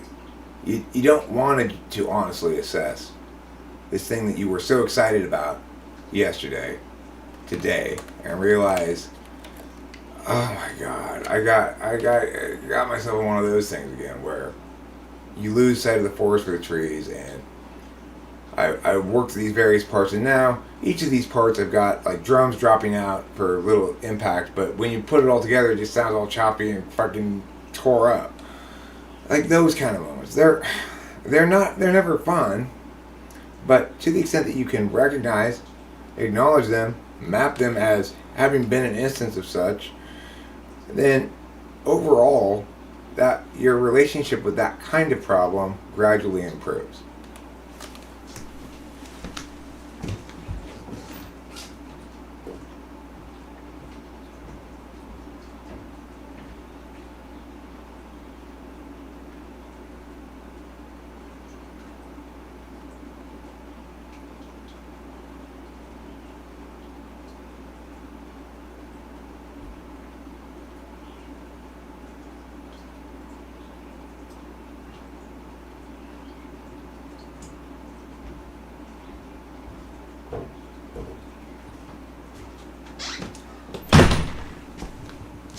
So I must admit, though, I am curious. I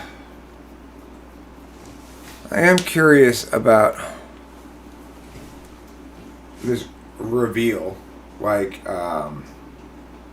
is he going to try to position this as he's been playing a character this whole time, and he's really Is he going to try to position it as this was an exercise in proving typology bullshit? And if so, is he going to position it as he succeeded? Or is he going to position it as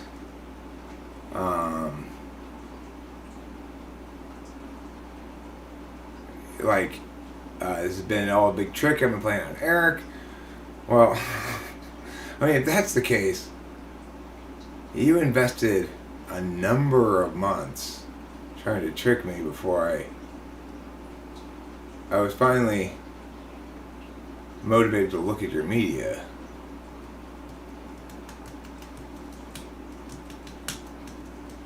Which seems very unlikely.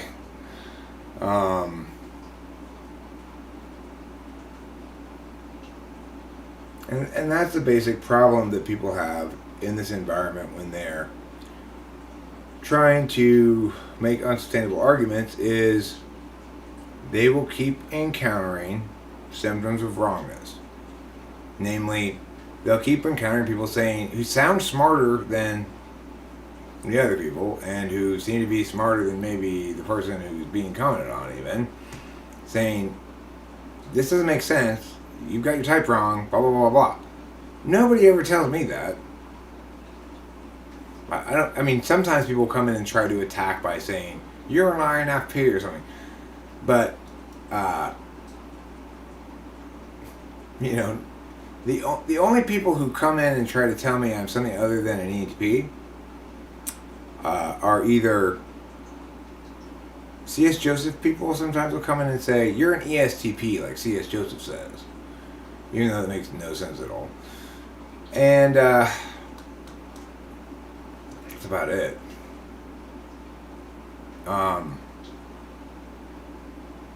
The reason my path is so free of rocks to run into that keep stubbing my toe on is because it's the correct path for me.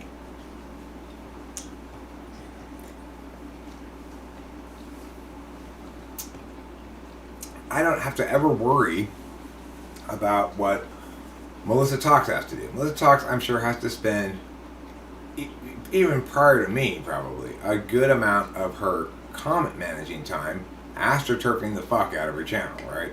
Because she's got to get rid of all of the smart people who are explaining to her that she's definitely not an ENTP for various reasons.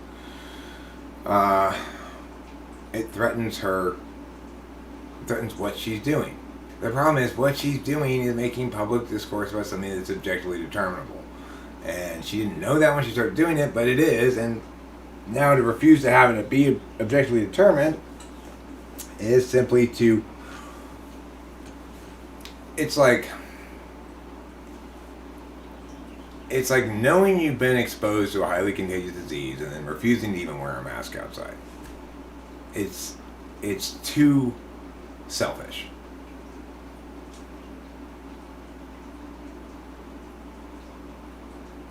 Yeah, I mean, you can totally keep the channel momentum. The thing is, it might very well be possible for us to operate as allies as long as you're not calling yourself a type you aren't.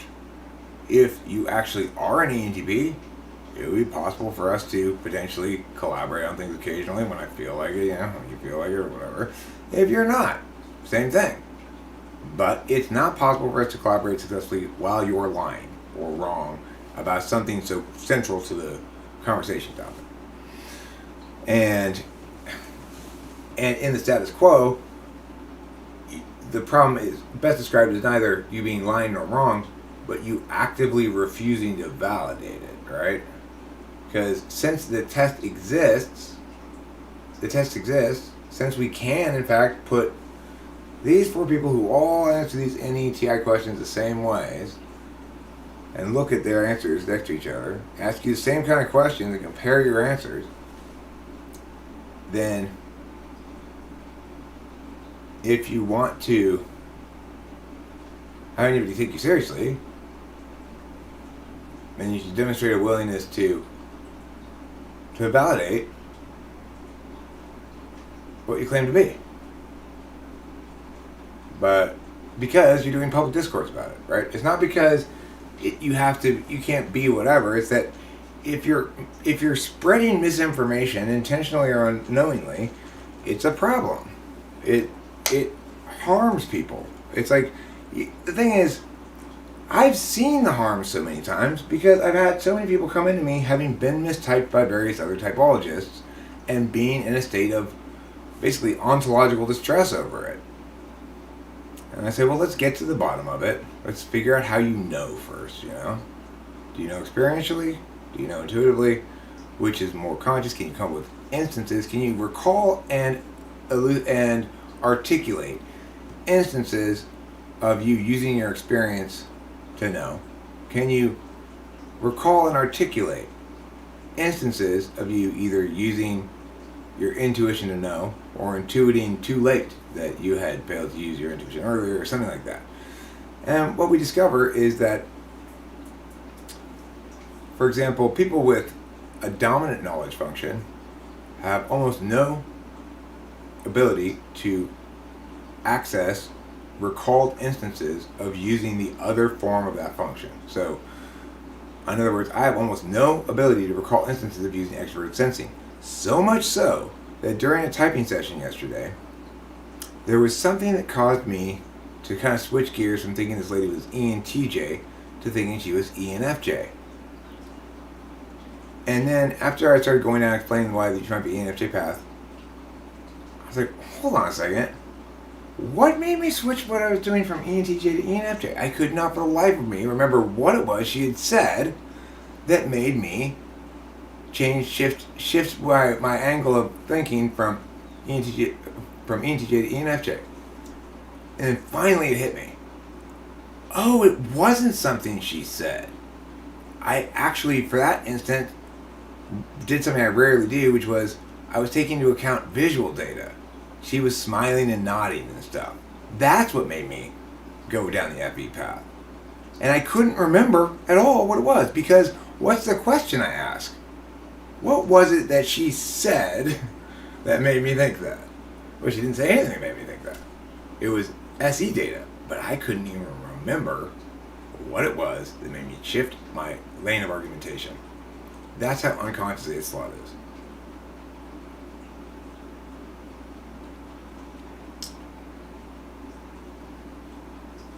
Yeah, well, Spacey's in conflict with himself, you know? I mean, but it's not about his identity or his type. It's about what his behavior with me tells him about who he is. And so, I guess that helps him to feel like he's regained some control of the frame. If you want to say I'm an ISFJ, then point to an ENTP. If you think you know what extroverted intuition and introverted thinking is, and I'm confident Spacey does, then point to an ENTP whose extroverted intuition appears first slot compared to mine, which is in comparison fourth slot. It's just an insane notion, right? Somebody would have to be so utterly and entirely extroverted intuition that they never stopped spewing ideas all day, 24 hours, 7 days a week, 365 days a year. Then maybe you could say they're attentionally more weighted towards extroverted intuition than you are. But you know, that's NI6. Spacey's an INTP. He countervalues the truth because of its constraining his extroverted intuition. He would like to ideate more about my type because it would empower him to use his tool function, which is his operational value. But there's nothing there for his dominant function to work with. There's no consistency with other arguments that will allow him to sustain that claim. So, I mean, he could say, well, Eric's SI is too good, except his is better than mine. I mean, he knows that and I know it too. We've discussed it before. He memorizes this shit a lot faster than I do.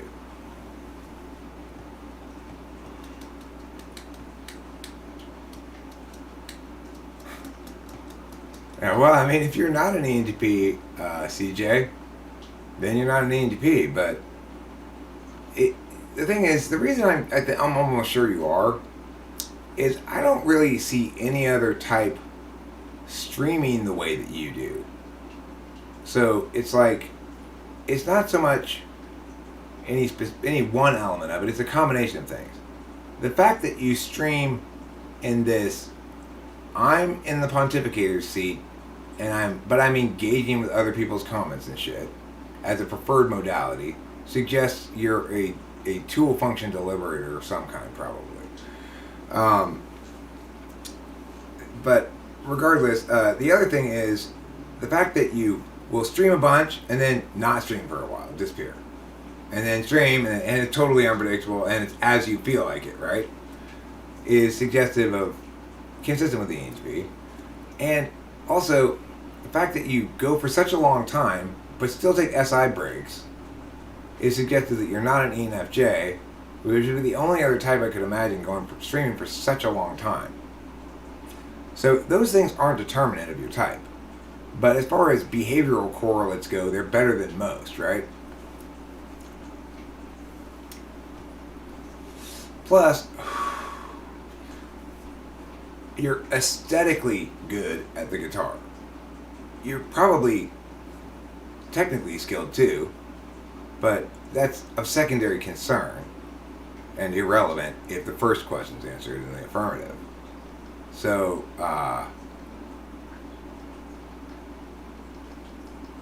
it's suggestive of somebody with effective intuition. But I can't answer this now. I got an interview at 2 o'clock. I told you. God. So I tell this guy I've got to start this interview at 2 o'clock, and I told him he can call me on the phone, and he calls me at 1:54. Why do you think he called me at 1:54?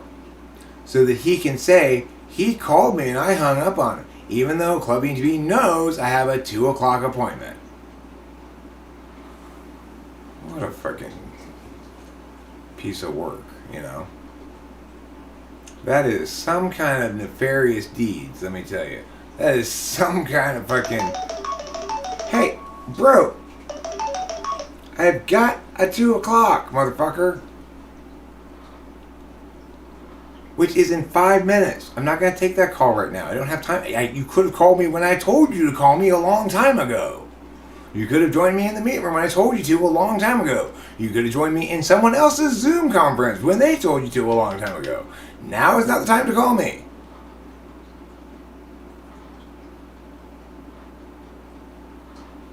Right? I told you to call me when I had time to talk to you. Now I don't have time to talk to you because I have an appointment at 2 o'clock. So, anyway, I'm going to end the stream now and go deal with that appointment. And